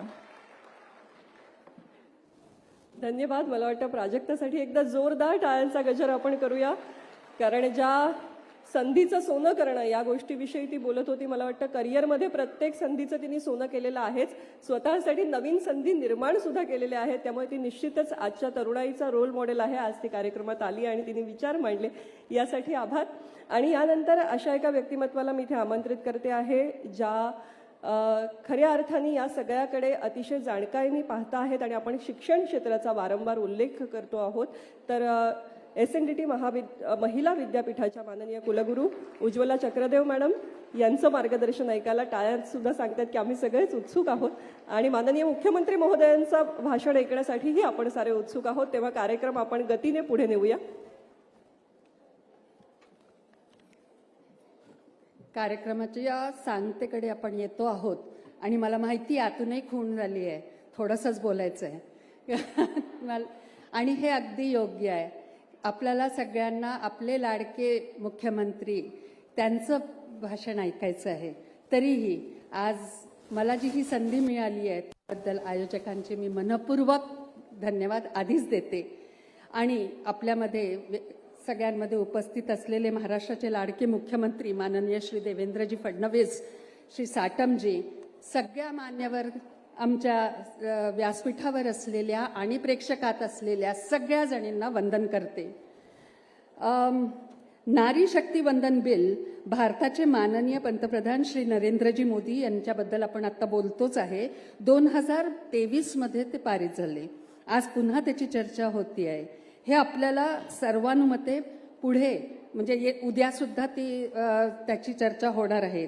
तर ह्याचा गाजावाजा का आपण याच्यावरती चर्चा करतो आहेत, याचा सकारात्मक परिणाम भारताच्या विकासावर कसा होईल ह्याच्यावरचा आपण विचार करतो. आणि माझ्या भगिनींनी, माझ्या मैत्रिणींनी याच्यावरती त्यांची मतं मांडली आहे. माझं काम अगदीच थोडंसं छोटंसं आहे. महाराष्ट्राचे माननीय मुख्यमंत्री देवेंद्रजी फडणवीस यांच्या समक्ष मला बोलण्याची संधी मिळाली, त्याबद्दल खरं म्हणजे मी आयोजकांचे अगदी मनपूर्वक धन्यवाद देते आहे. आणि मला पूर्ण कल्पना आहे की ही संधी SNDT महिला विद्यापीठाची, मी व्हाईस चान्सलर आहे, कुलगुरू आहे म्हणून मला मिळालेली आहे, कारण विद्यापीठाचा तसा आदर्शच आहे. आणि भारतातीलच नव्हे तर दक्षिण आशियातील हे सगळ्यात मोठं महिला विद्यापीठ आहे. मला अनेकदा प्रश्न विचारला जातो की पुरुषांना 30% आरक्षण तुमच्या महिला विद्यापीठात देणार का? गमतीचा भाग सोडल्यास खेदाने एक बाब इथे नोंदवावीशी वाटते की भारतातच नव्हे तर केवळ भारतात नव्हे तर संपूर्ण जगात स्वतंत्र महिला विद्यापीठाची गरज आज का भासावी? पण महिलांची जी मानसिक सामाजिक स्थिती आहे तशी ती राहू नये व ती आहे त्यापेक्षा उंचावल्या जावी, यात बदल घडून आणावा, यासाठी अशा SNDT सारख्या महिला विद्यापीठाची आणि अशा आरक्षणाच्या बिलाची गरज आजही आहे. भारताची विकसित देशामध्ये गणना व्हावी हे आपल्या सगळ्यांचं स्वप्न आहे आणि ते स्वप्न आपल्याला आपले आदरणीय माननीय पंतप्रधान श्री नरेंद्रजी मोदी यांनी दिलेलं आहे. त्यांचं हे स्वप्न पूर्ण करण्यासाठी आपल्याला म्हणजे भारताला 1 ट्रिलियन, महाराष्ट्राला 1 ट्रिलियनचं पूर्णपर्यंतचा जो प्रवास करायचा आहे, विकसित भारत आपल्याला घडवून आणायचा आहे, ह्या सगळ्यासाठी आणि जनतेची मानसिक जडणघडण बदलवण्यासाठी महिलांचा सहभाग त्यामध्ये नोंदवण्यासाठी या बिलाची आज खरंच गरज आहे. समाजामध्ये संवेदनशीलता आणणे, अनेक बदल घडवून आणण्याची क्षमता फक्त महिलांमध्ये आहे. आणि मुख्य म्हणजे जे आपण ऐकतो की एम्पॉवरिंग विमेन, हा कॉन्सेप्टच नसावा. विमेन लेड एम्पॉवरमेंटबद्दल आज चर्चा सुरू आहे. आपले माननीय पंतप्रधान कार्यरत आहेत त्यासाठी वरच्या स्तरावर म्हणजे उच्च पदावरती असलेल्या महिलांची क्षमता वाढवायला हवी, महिलांची संख्या वाढवायला हवी आणि हे सगळं शिक्षणाने होऊ शकतं आणि या बिलाद्वारे पण होऊ शकतं. आज आमच्या विद्यापीठातनं 1,00,000-1.5 लाख महिला विद्यापीठातून सुशिक्षित होतात. आणि जर का आपल्याला विकसित भारताचं स्वप्न लवकर करायचं असेल तर अनेक मार्गांनी ते सक्षमीकरण होण्याची गरज आहे. म्हणून ह्या बिलाची आपल्याला अत्यंत गरज आहे. शिक्षणात तर ते व्हायला हवंच आहे. याबाबत एक मार्ग आहे जो टॉप टू बॉटम तो अवलंबावा लागेल. उच्च पदावरती कार्यरत असलेल्या महिलांचा अभाव आपल्याला खचितच जाणवतो. त्याच्यासाठी मी शिक्षण क्षेत्रातलं फक्त उदाहरण एकच देते, ते म्हणजे मुली शालेय शिक्षणामध्ये खूप आहेत, आपण ते बघतो. उच्च शिक्षणामध्ये आपण पाहतो की मुली ॲडमिशन घेत आहेत पण ड्रॉपआउट रेट पण तेवढाच आहे. तो ड्रॉपआउट रेट का आहे ह्याच्याकडे लक्ष देण्याची गरज आहे. त्याशिवाय जिथे नोकरीची वेळ येते तर असिस्टंट प्रोफेसर असेल तर खूप महिला आहेत, असोसिएट प्रोफेसर झाल्या की महिलांची संख्या कमी होते, प्रोफेसरमध्ये अजूनच कमी होते आणि प्रिन्सिपल आणि व्हाईस चान्सलर्सच्या लेवल असेल तो दर 2023चा आकडा मी तुम्हाला सांगते, भारतामध्ये 1,200 जे विश्वविद्यालय आहेत त्यापैकी फक्त 8% व्हाईस चान्सलर महिला होत्या. आणि मुख्य गंमत साहेब आपल्याला सांगते की महाराष्ट्रामध्ये काही काळापुरती केवळ मी एकटी महिला व्हाईस चान्सलर होते आणि ह्यामध्ये मोठेपण काहीच नाही. मी होते तशी कारण मी महिला विद्यापीठाची व्हाईस चान्सलर आहे आणि तिथे हा अलिखित नियम आहे की महिलांना व्हाईस चान्सलर करायचंय म्हणून मी तिथे होते. आज ती संख्या फार बदलली नाहीये. 2026 मध्ये संपूर्ण भारतामध्ये व्हाईस चान्सलर्स फक्त 10% आहेत आणि बाकी सगळे पुरुष आहेत. म्हणजे खालच्या स्तरावर शालेय शिक्षण असो किंवा मग कुठले त्याच्या वरचे जसं जसं आपण वरती जातोय तसं तसं आपल्याला लक्षात येतं की आपल्या निर्णयामुळे खूप बदल होऊ शकतो. त्या निर्णय घेण्याच्या पदांवरती महिला कमी आहेत. म्हणून या बिलाची गरज आहे. आपल्याला दुसरं उदाहरण मी शिक्षण क्षेत्रातलं आत्ता दिलंच आहे. महिलांची आर्थिक क्षमता एक स्टार्टअप बद्दल फक्त सांगते की उद्योजिकता त्यांची वाढायला हवी, पैसा त्यांनी कमवायलाच हवा. पण यामध्ये मोठ्या प्रमाणावर आपल्याला दिसून येते की खूप प्रकारचे आपल्याला पॉलिसीज आलेल्या आहेत. काही दिवसांपूर्वीच माननीय मुख्यमंत्री आमच्या विद्यापीठामध्ये आले होते आणि आपण स्टार्टअपसाठी केलेले ज्या पूर्ण एक प्रदर्शन केलं होतं आणि 110 आयडियाज स्टार्टअपच्या आपण त्यांच्यासमोर मांडल्या होत्या. त्यांनी त्याचं कौतुकही केलं होतं. त्यामध्ये त्यांनी आपल्या भाषणात म्हटलं होतं की 47% योगदान महिलांचं आहे आज स्टार्टअपमध्ये. तर ते योगदान 50%च्या वरती जायला हवं आणि ते SNDT महिला विद्यापीठ त्यासाठी कार्यरत आहे. साहेब आपल्याला इथे सांगू इच्छिते जेणेकरून महिला सक्षम होतीलच. मुख्य माझा मुद्दा जो इथे मांडायचा आहे की 33% आरक्षण जे महिलांना मिळणार आहे त्यासाठी आपल्यापैकी महिला ज्या संसदेत असणार आहे 2029 पर्यंत, त्यावेळेला त्यांचे जे विचार असतील, त्यांनी जे निर्णय घेतले असतील ते निर्णय समाजामध्ये पर्कोलेट डाऊन होतील, झिरपतील आणि समाजामधील एक सकारात्मक बदल घडवून आणण्याची क्षमता त्या निर्णयांमध्ये असेल. ते का बरं असेल? तुम्ही घरातली कल्पना करा. आज आपण बोललो की सगळ्या जणी म्हणाल्या की घरामध्ये प्रत्येक स्त्री निर्णय घेत असते. आईनी घेतलेला निर्णय आणि वडिलांनी घेतलेला निर्णय दोन्ही निर्णय बरोबर असतात, पण फरक नक्की असतो. तो जो फरक आहे आईने घेतलेल्या निर्णयाचा, ज्याच्यामध्ये सगळ्यांना सामावून घेण्याची त्यात क्षमता असते, तो निर्णय, ती मानसिकता महिलांमधली जेव्हा त्या उच्चस्तरीय जातील, पदांवर जातील, ती असणार आहे. आणि त्याचा उपयोग समाज बदलण्यासाठी आणि जे स्वप्न आपल्याला माननीय पंतप्रधानांनी दिलेलं आहे, भारताला विकसित भारत बनवण्याचं 2047 पर्यंत, त्यामध्ये SNDT सारख्या शिक्षण क्षेत्राचा भाग आहेच, पण तो हळूहळू जाणारा आहे, तो खालच्या लेवलवरती होणार आहे. तिथून ते आले विचार खाली वरून, तर निर्णय घेण्याच्या क्षमतेमध्ये महिलांच्या सहभागामुळे भारत लवकरात लवकर विकसित भारत म्हणून ओळखला जाईल आणि या अमृत काळामध्ये त्याची फार मोठं वाटचाल झपाट्याने होईल याची खात्री वाटते. म्हणून SNDT महिला विद्यापीठातर्फे आणि 13 तारखेला म्हणजे परवाच्या दिवशी संपूर्ण 1 लाख महिला विद्यापीठाच्या सगळ्या विद्यार्थिनींनी मिळून आम्ही कार्यक्रम घेतला आणि या बिलासाठी असलेला आमच्यातर्फे पाठिंबा नोंदवलेला आहे. पुनश्च एकदा सगळ्यांचे खूप खूप अभिनंदन, खास करून माननीय मुख्यमंत्री आणि माननीय पंतप्रधानांचे. धन्यवाद. धन्यवाद उज्ज्वला मॅम. आणि आपण इतक्या अभ्यासपूर्णरित्या ह्या सगळ्या गोष्टी आमच्यासमोर मांडल्यात. मला एका गोष्टीचा मात्र इथे अतिशय अभिमानाने उल्लेख करावासा वाटतो, पण तत्पूर्वी मला माहिती आहे की ही वेळ आपली दिवे लागणीची आणि कुकर लावण्याची वेळ आहे, पण आज एक दिवस आपण अजून थोडा वेळ या कार्यक्रमासाठी आनंदाने देऊया, कारण हा आपल्यासाठीचा कार्यक्रम आहे आणि माननीय मुख्यमंत्री महोदयांना आपल्याला ऐकायचं आहे. मला असं वाटतं की अधिकार पदावरती महिला या बाबतीत आपण जे सांगितलं ते अतिशय महत्त्वाचं आहेच, पण त्याचबरोबर आपण ही बाबही बघितली पाहिजे की आपल्या देशाला राष्ट्रपतीच महिला लाभलेल्या आहेत. द्रौपदी मुर्मूंसारखं व्यक्तिमत्व आज आपल्याला राष्ट्रपती पदावरती लाभलेलं आहे. आणि त्याचबरोबरीने मला हेही सांगावंसं वाटतं की आपलं देशाचं पाकिटसुद्धा महिलेच्या हाती सुरक्षित आहे.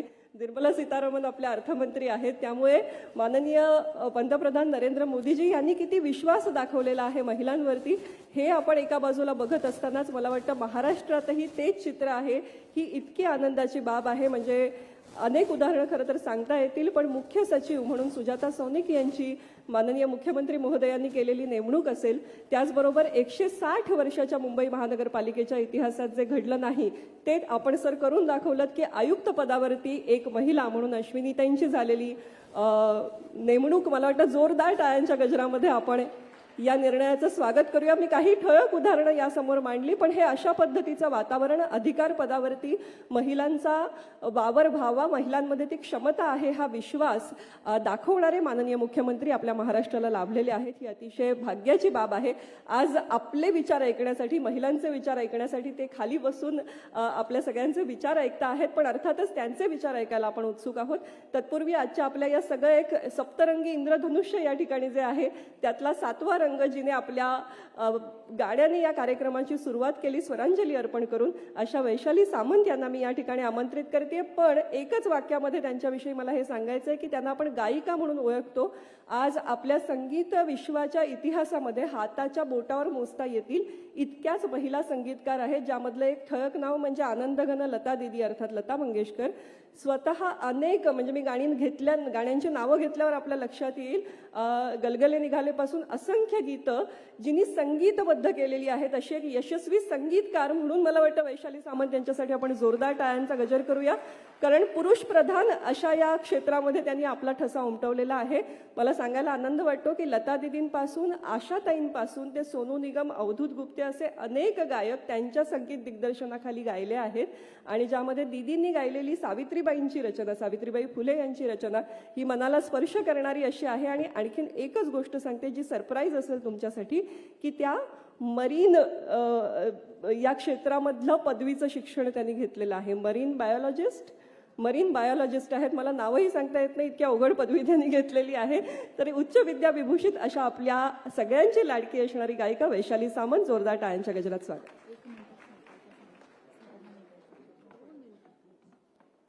मला कल्पना आहे आपल्याकडे खूप वेळ कमी आहे आणि आपण सगळेच आपल्या आदरणीय देवेंद्रजींचं भाषण ऐकण्यासाठी उत्सुक आहोत.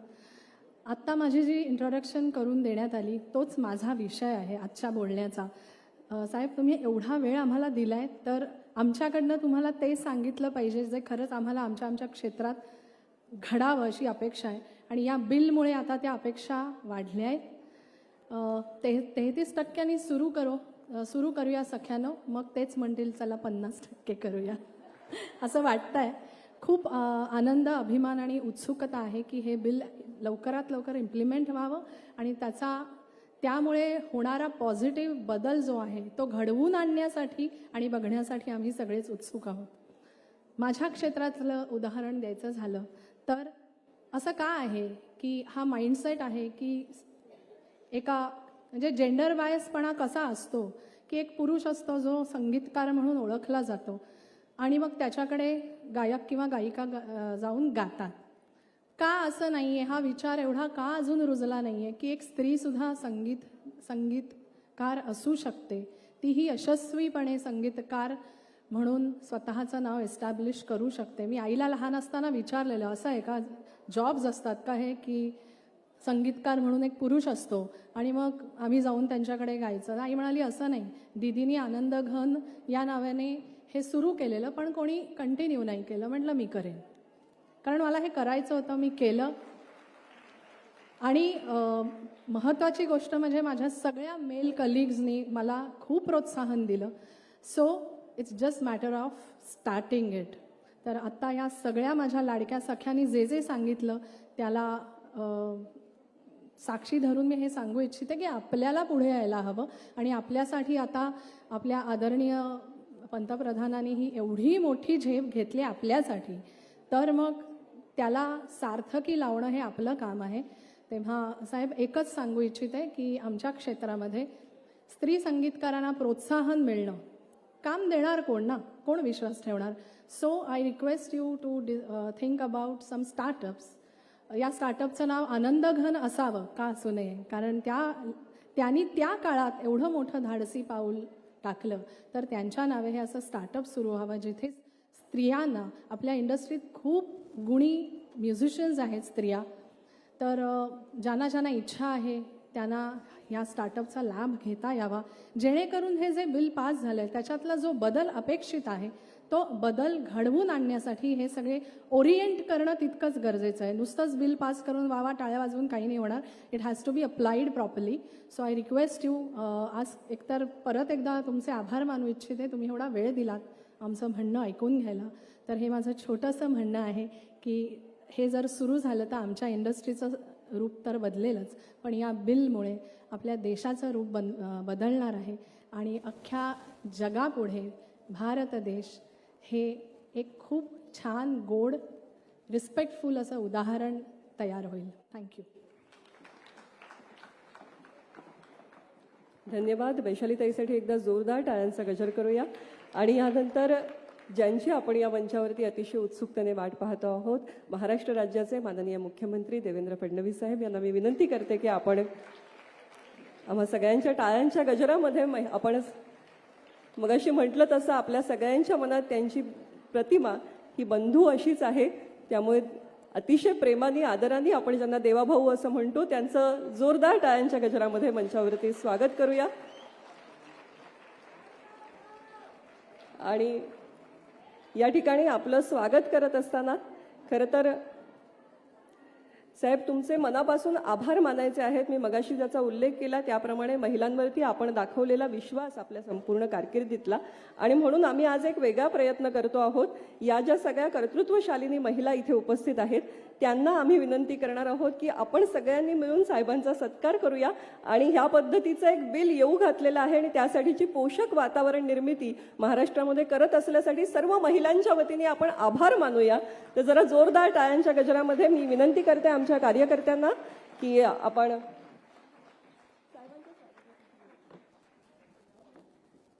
साहेबांचं स्वागत आपण या ठिकाणी करतो आहोत. सगळ्या नारी शक्ती विचार मंचच्या वतीने मला वाटतं आपण सगळ्यांनी उभं राहूनच आपला आदर या ठिकाणी व्यक्त करूया. कारण एक फार मोठी संधी राजकारणातल्या प्रतिनिधित्वाची या बिलाच्या माध्यमातून मिळते आहे आणि त्यासाठीचं वातावरण, त्यासाठीचा विश्वास आणि महिलांमध्ये जनजागृती. बहिणींचा लाडका भाऊ, लाडक्या बहिणींचा लाडका भाऊ.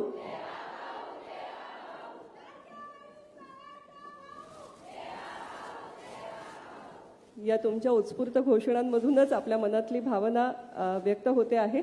यानंतर अगदी 2 मिनिटांमध्ये मी माननीय मुख्यमंत्री महोदयांना विनंती करणार आहे की आजच्या आपल्या या ज्या सर्व सन्माननीय पाहुणे आहेत त्यांचा आपण सन्मान करावा. आमचे प्रतिनिधी यांना विनंती आहे की आपण पुष्पगुच्छ आणि स्मृतिचिन्ह घेऊन मंचावरती यावं. मी डॉक्टर प्रियांका पितळे यांना विनंती करते की आपण सन्मान घेऊन मंचावरती यावं आणि आपण सन्मानित करूया फॅशन डिझायनर श्रीमती अर्चना कोचर यांना.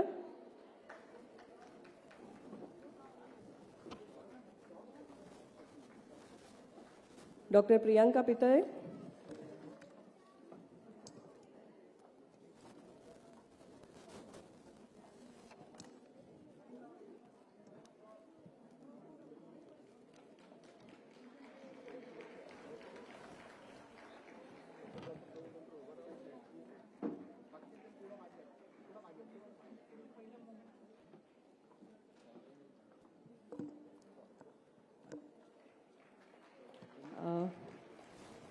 मैं प्रियंका पिटले जी से विनती करती हूँ कि वो सम्मान प्रदान करके.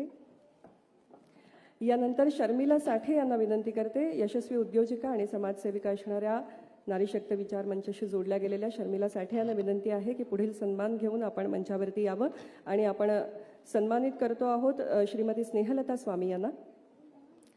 अंधेरी विभागाच्या तहसीलदार म्हणून सक्षमपणे काम करत असलेल्या माननीय मुख्यमंत्री महोदयांच्या हस्ते आपण स्मृतिचिन्ह प्रदान करूया.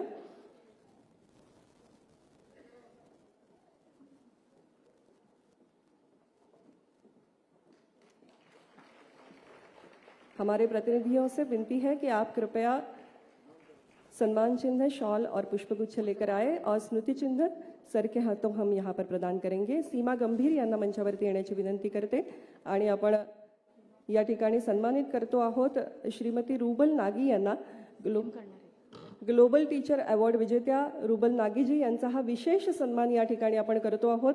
मगाशी ज्याचा उल्लेख झाला की शिक्षण क्षेत्रातला सर्वोच्च पुरस्कार मानला जाणारा, नोबल पुरस्काराच्या धर्तीचा मानला जाणारा ग्लोबल पुरस्कार याने सन्मानित झालेले आहेत. मी मुख्यमंत्री महोदयांना विनंती करते की हा विशेष सन्मान आपल्या शुभ हस्ते आपण करावा. जोरदार टाळ्यांच्या गजरामध्ये आपल्या शिक्षण क्षेत्राला आंतरराष्ट्रीय स्तरावरती इतकं मोठं करणारे आणि हजारो विद्यार्थ्यांच्या आयुष्यामध्ये आशेची आणि ज्ञानाची ज्योत लावणाऱ्या रुबल नागीजी. यानंतर पुढील सन्मानासाठी मी विनंती करते आहे डॉक्टर वैष्णवी यांना आणि आपण सन्मानित करूया सुप्रसिद्ध गायिका श्रीमती वैशाली सामंत यांना.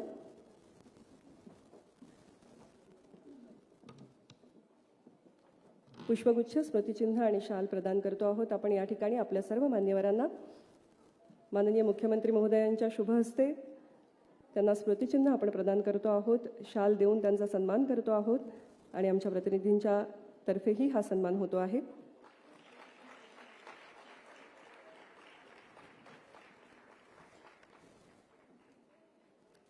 यानंतर प्रेमचंदानजी यांना मंचावरती येण्याची विनंती करते आणि आपण सन्मानित करतो आहोत सुप्रसिद्ध अभिनेत्री श्रीमती प्राजक्ता माळे यांना.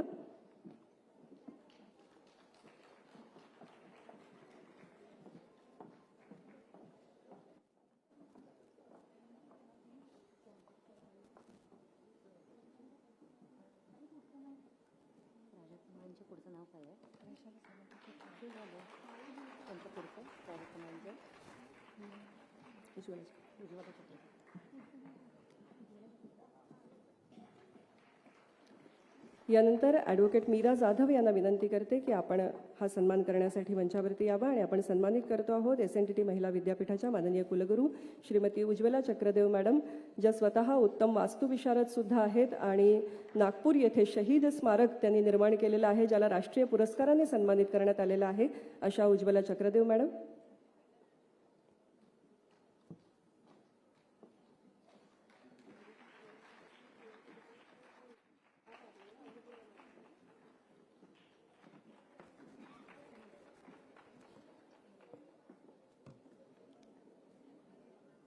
आणि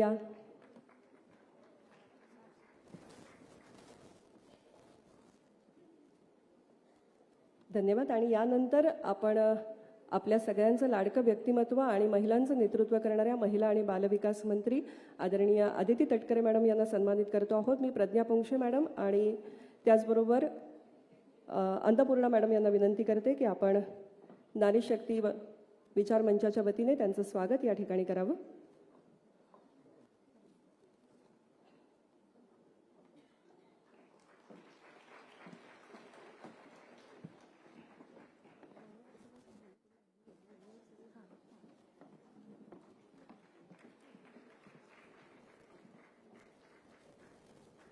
धन्यवाद. आणि यानंतर अधिक वेळ न दवडता मी थेट मुख्यमंत्री महोदयांना विनंती करते.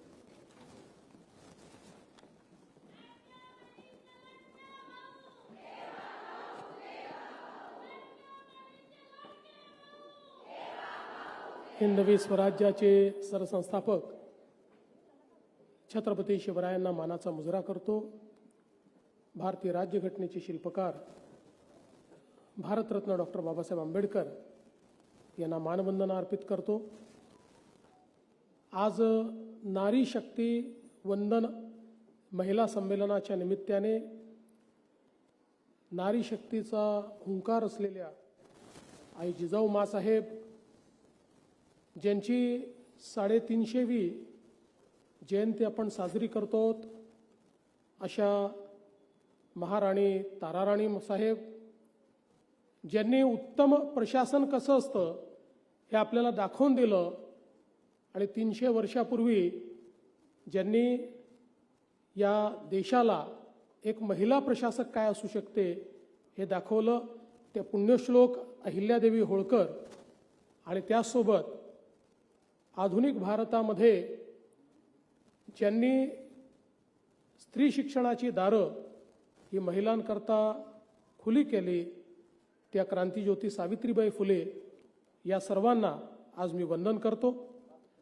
आजच्या या अतिशय सुंदर कार्यक्रमामध्ये मंचावर उपस्थित असलेल्या माझ्या सहकारी राज्याच्या मंत्री अदितीताई तटकरे आज विशेष रूपाने या ठिकाणी आपल्या सर्वांना मार्गदर्शन करण्याकरता आणि आपल्या सर्वांसमोर आपलं मत व्यक्त करण्याकरता उपस्थित असलेल्या या आमच्या ज्या सर्व मंचावरील भगिनी आहेत, श्रीमती उज्ज्वला चक्रदेव कुलगुरू SNDT महिला विद्यापीठ रवीनाजी या ठिकाणी येऊन गेल्या, Shrimati Snehlata Swami tehsildar, Shrimati Archana Kochar fashion designer, Shrimati Rubal Nagi global teacher award विजेत्या, सुप्रसिद्ध अभिनेत्री श्रीमती प्राजक्ता माळी, सुप्रसिद्ध गायिका श्रीमती वैशाली सामंत, या ठिकाणी उपस्थित नारी शक्ती विचारमंचच्या प्रज्ञाताई पोंक्षे, त्याचप्रमाणे उपस्थित आमच्या आमदार मनीषाताई चौधरी, चित्राताई वाघ,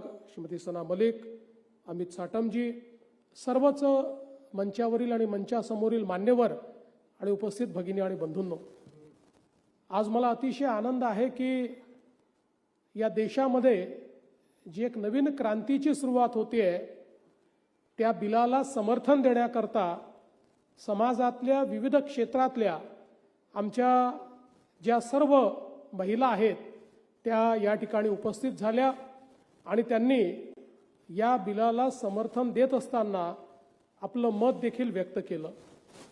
खरं तर मी असं म्हणेन की भारताच्या इतिहासामध्ये आता येऊ घातलेलं हे जे विधेयक आहे हे एक प्रकारे ज्याला आपण इंग्रजीत वॉटरशेड मुवमेंट म्हणतो अशा प्रकारची अवस्था आहे, ज्यातनं पुढच्या शेकडो वर्षाचं देशाचं सामाजिक, आर्थिक आणि राजनैतिक भविष्य हे पूर्णपणे बदलणार आहे.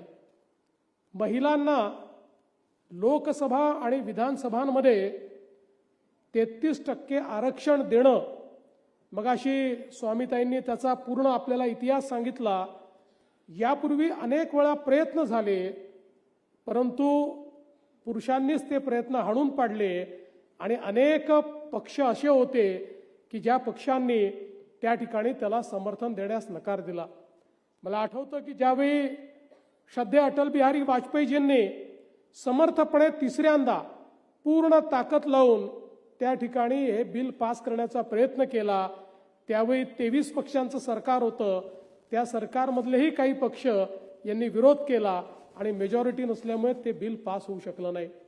नंतरच्या काळामध्ये मनमोहन सिंगजींनी प्रयत्न केला आणि त्यावेळी खरं म्हणजे मेजॉरिटी होती, पण एक प्रकारे ज्याला आपण इच्छाशक्ती म्हणतो त्याचा कुठेतरी अभाव होता आणि ते बिल पास झालं नाही. पण देशाचे प्रधानमंत्री माननीय नरेंद्र मोदीजी हे पहिलेपासनं आमच्या या संपूर्ण नारी शक्तीचा अधिष्ठान करणारे आहेत. खऱ्या अर्थानं आपण जर बघितलं तर मोदीजींनी हा जो काही प्रवास केलेला आहे तो बेटी बचाओ बेटी पढाओ पासून सुरू झाला. म्हणजे आमच्या पहिल्यांदा तर आमचा जो काही लिंग समभाव आहे, सेक्स रेशिओ आहे, तो सुधारण्याचं काम हे त्यांनी केलं. अनेक राज्यांमध्ये तो इतका बिघडला होता आणि ज्या प्रकारे स्त्री भ्रूण हत्या आमच्या देशामध्ये सुरू होती त्याच्यावर मोठ्या प्रमाणात नियंत्रण आणून आणि आपल्या देशामध्ये जे काही लिंग गुणोत्तर आहे ते अत्यंत चांगल्या पद्धतीनं सुधारण्याचं काम हे बेटी बचावच्या माध्यमातनं आणि त्यासोबत आमच्या महिलांना मुलींना शिक्षणाची योग्य संधी मिळाली पाहिजे याकरता बेटी पढाओ अशा पद्धतीनं ही यात्रा त्यांनी आरंभ केली. आणि आज ती बेटी बचाओ बेटी पढाओ पासनं यात्रा ही लखपती दीदीपर्यंत पोहोचलेली आहे. आपल्या पायावर उभं राहून वर्षाला लाख रुपयांपेक्षा जास्त कमावणाऱ्या आता करोडो लखपती दीदी या माननीय मोदीजींच्या नेतृत्वात तयार झाल्या आहेत. कारण मोदीजी नेहमी एक गोष्ट सांगतात की आपल्याला जर विकसित भारत करायचा असेल तर या भारतामध्ये 50% जी लोकसंख्या आहे ती जोपर्यंत देशाच्या आर्थिक विकासात योगदान देणार नाही, जोपर्यंत त्या लोकसंख्येचं रूपांतर हे आपण मानव संसाधनात करणार नाही, तोपर्यंत देश विकसित होऊ शकत नाही. जगाच्या पाठीवर ज्या ज्या देशांना हे समजलं की आपल्या लोकसंख्येचा 50% हिस्सा हाही आपल्या अर्थव्यवस्थेचा कणा बनू शकतो, ते देश विकसित झाले. आणि म्हणूनच विकसित भारताकडे जी काही वाटचाल आहे त्या वाटचालीमध्ये महिलांचं प्रामुख्यानं योगदान हे घेण्याचा प्रयत्न हा मोदीजींनी केला. आणि आज त्याचं प्रत्यंतर आपण पाहतोय. नवीन भारतामध्ये ज्या प्रकारे महिलांना संधी मिळत आहेत त्या देखील आपण पाहतोय. आज सकाळी मी नागपूर एम्समध्ये होतो, त्याचं कॉन्व्होकेशन होतं, माननीय राष्ट्रपती महोदयांच्या हस्ते होतं. त्या ठिकाणी 8 गोल्ड मेडल होते, त्यापैकी 6 गोल्ड मेडल हे आमच्या मुलींना मिळाले.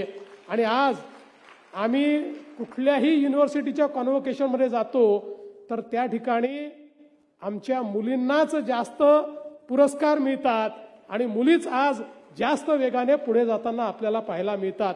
त्यामुळे आज सेना असो किंवा कुठलंही क्षेत्र असो, स्पेसचं क्षेत्र असो, सगळ्या क्षेत्रात भारतामध्ये महिलांना आणि मुलींना जी संधी मोदी साहेबांनी दिली त्यातनं एका नवीन भारताचं चित्र आज आपण पाहतो. आणि कुठलं क्षेत्र आता असं नाही की ज्या क्षेत्रामध्ये आमच्या महिला अग्रसर नाहीत. खरं म्हणजे एक सिद्धांत नेहमी असतो की कोणाला जर पुढे येऊ द्यायचं नसेल तर त्या ठिकाणी त्यांना ते जमणारच नाही सांगायचं.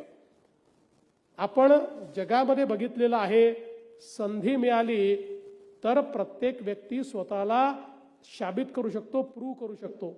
पण संधीच दिली नाही, संधी नाकारायची आणि त्यानंतर तुम्ही हे करू शकणार नाही, तुम्हाला हे जमणार नाही अशा पद्धतीनं सांगण्याची आता परिस्थिती ही भूतकाळ झालेली आहे.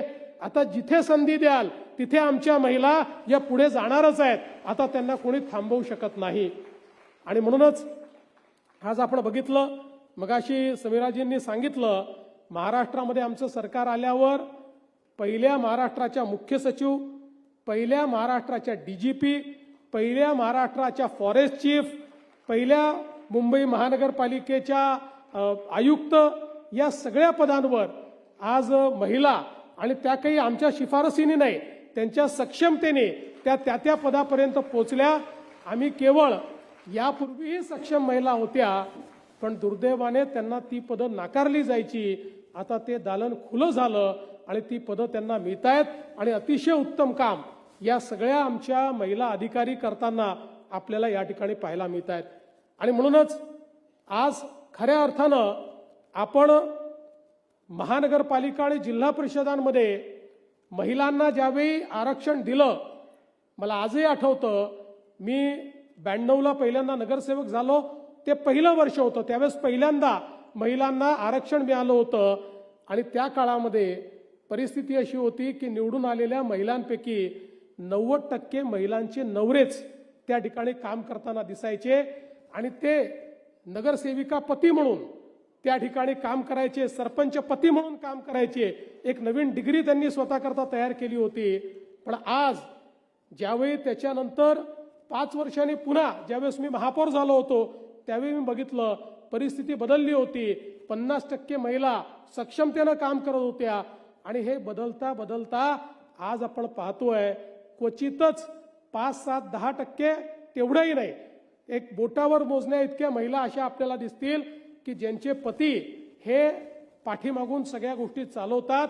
पण आज निवडून येणाऱ्या आमच्या महिला या सक्षमतेनं त्या ठिकाणी काम करता आहेत, वेगवेगळ्या पदांवर काम करता आहेत, स्वतःच्या भरोशावर निवडून येत आहेत. आणि सगळ्यात महत्त्वाचं मगाशी उल्लेख झाला की आता 33% मिळालं, 50% पोहोचू.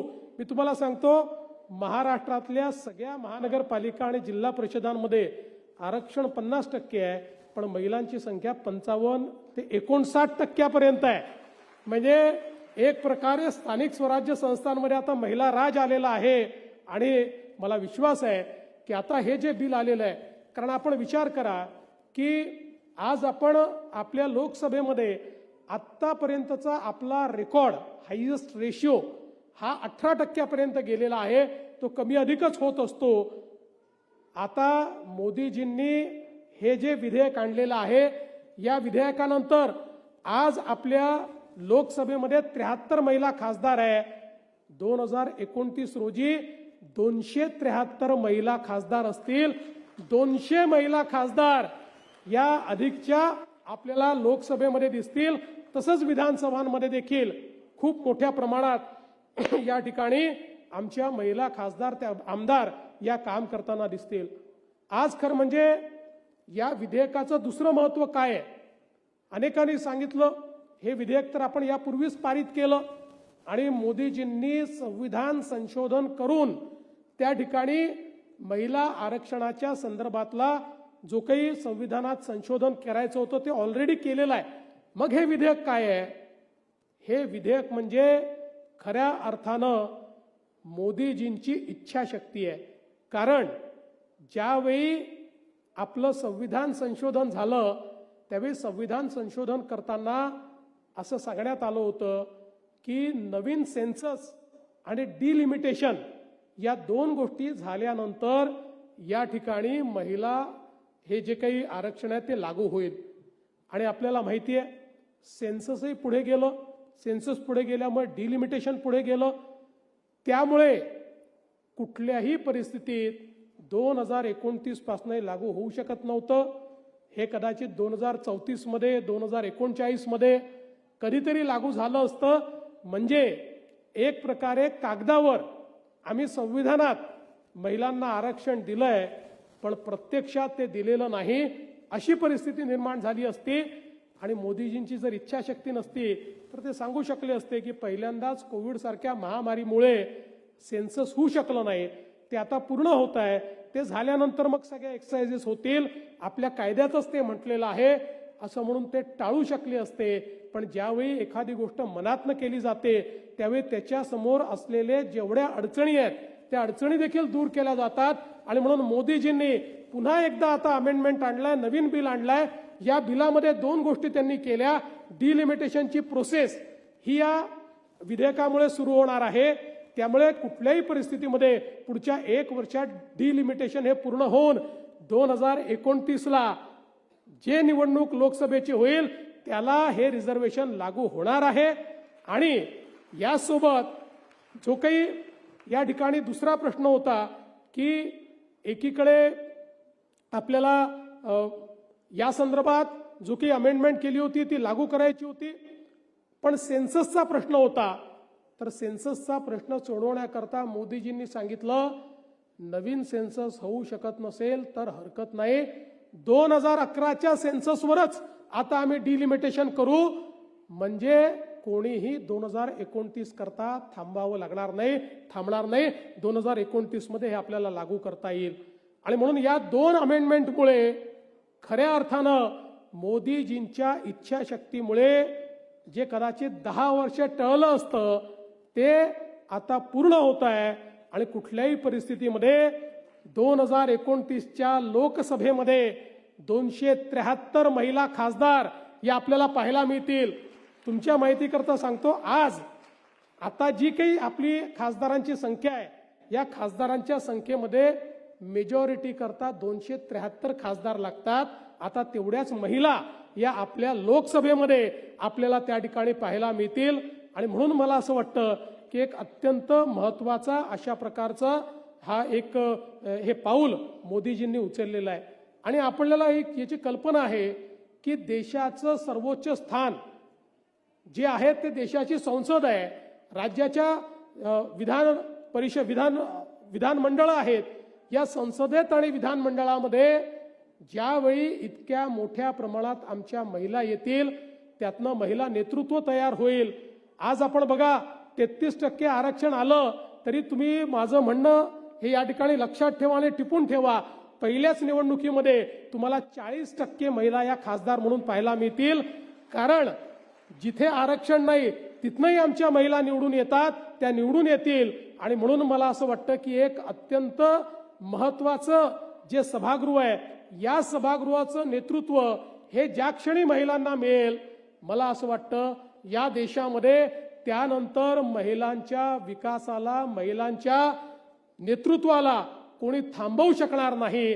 आणि निश्चितपणे विकसित भारताचं स्वप्न पूर्ण करण्याकरता जी काही आपली नारी शक्ती आपल्याला आवश्यक आहे ती नारी शक्ती या रूपानं तिचा आविष्कार आपल्याला पाहायला मिळेल आणि आपला विकसित भारत आपण पूर्ण करू शकू.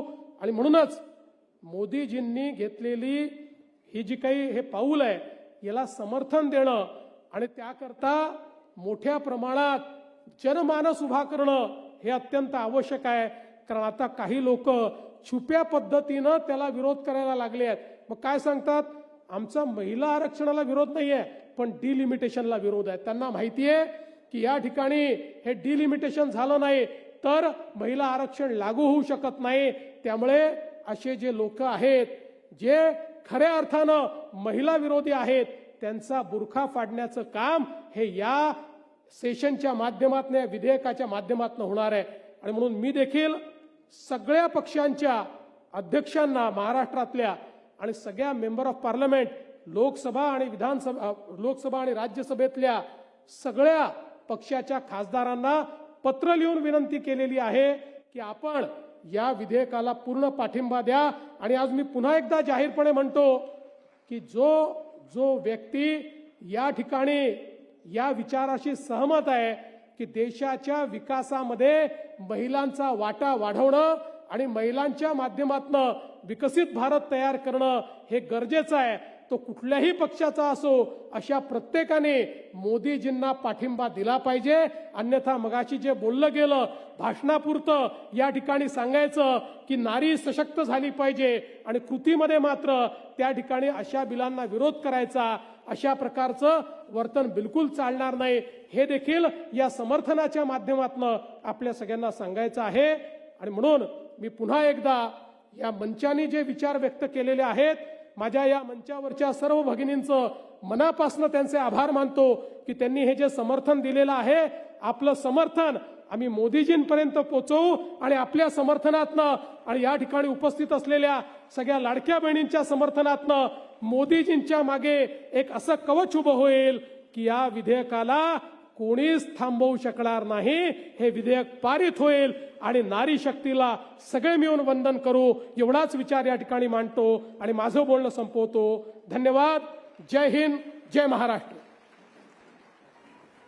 धन्यवाद. आणि आपण अगदी 30 सेकंद पटकन आपापले मोबाईल बाहेर काढा, कारण आत्ता जे माननीय मुख्यमंत्री महोदयांनी सांगितलं, मी मान्यवरांनाही विनंती करते की आपणही आपले मोबाईल बाहेर काढा आणि मी जो नंबर सांगते आहे तिथे फक्त आपल्याला मिस कॉल द्यायचा आहे, म्हणजे आपलं अनुमोदन आदरणीय मोदीजींपर्यंतही पोहोचेल आणि जिथे गरज आहे ती पोहोचण्याची आपला पाठिंबा तिथे नोंदवला जाईल. नंबर लक्षात घ्या, 966-717-3333. पुन्हा एकदा इंग्रजीत सांगते, 966-717 आणि 4 times 3, 4 वेळा 3.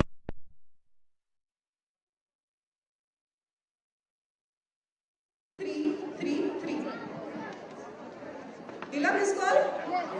जरा दाखवा मोबाईल. आणि माननीय मुख्यमंत्री महोदयांना आणि मंचावर उपस्थित सर्व मान्यवरांना विनंती करते, आपण इथे एक स्वाक्षरी फलक तयार केलेला आहे. तर माननीय मुख्यमंत्री महोदयांनी सुद्धा मिस कॉल दिलेला आहे. मला वाटतं या गोष्टीसाठी एकदा जोरदार टाळ्या. आणि हा नंबर लक्षात ठेवा, घरी जाऊन सगळ्या घरच्या सदस्यांनाही सांगा त्यांनीही मिस कॉल द्यावा. जेवढे मोबाईल तितके मिस कॉल. आणि मी माननीय मुख्यमंत्री महोदयांना विनंती करते की आपण स्वाक्षरी करून या स्वाक्षरी फलकाचा प्रारंभ करावा. आणि उपस्थित सर्व मान्यवरांनाही विनंती आहे, अदितीताईंनाही विनंती करते की आपणही स्वाक्षरी करावी. आणि याचबरोबर आजच्या या कार्यक्रमाच्या अगदी शेवटच्या टप्प्यामध्ये या कार्यक्रमाच्या यशामध्ये सगळ्यात मोठा सहभाग अर्थातच माननीय मुख्यमंत्री महोदयांची उपस्थिती, त्यांच्यासाठी एकदा जोरदार टाळ्यांचा गजर आपण करूया. त्याचबरोबर या आपल्या सगळ्या कर्तृत्वशाल्या या कार्यक्रमाला उपस्थित राहिल्या आणि त्यांनी त्यांचे विचार या ठिकाणी मांडले. वैशाली सामंत, प्राजक्ता माळी, रुबल नागीजी, अर्चना कोचरमॅन, स्नेहलता स्वामी, रवीना टंडनजी, उज्ज्वला चक्रदेवजी, या सगळ्यांचेच मनपूर्वक आभार.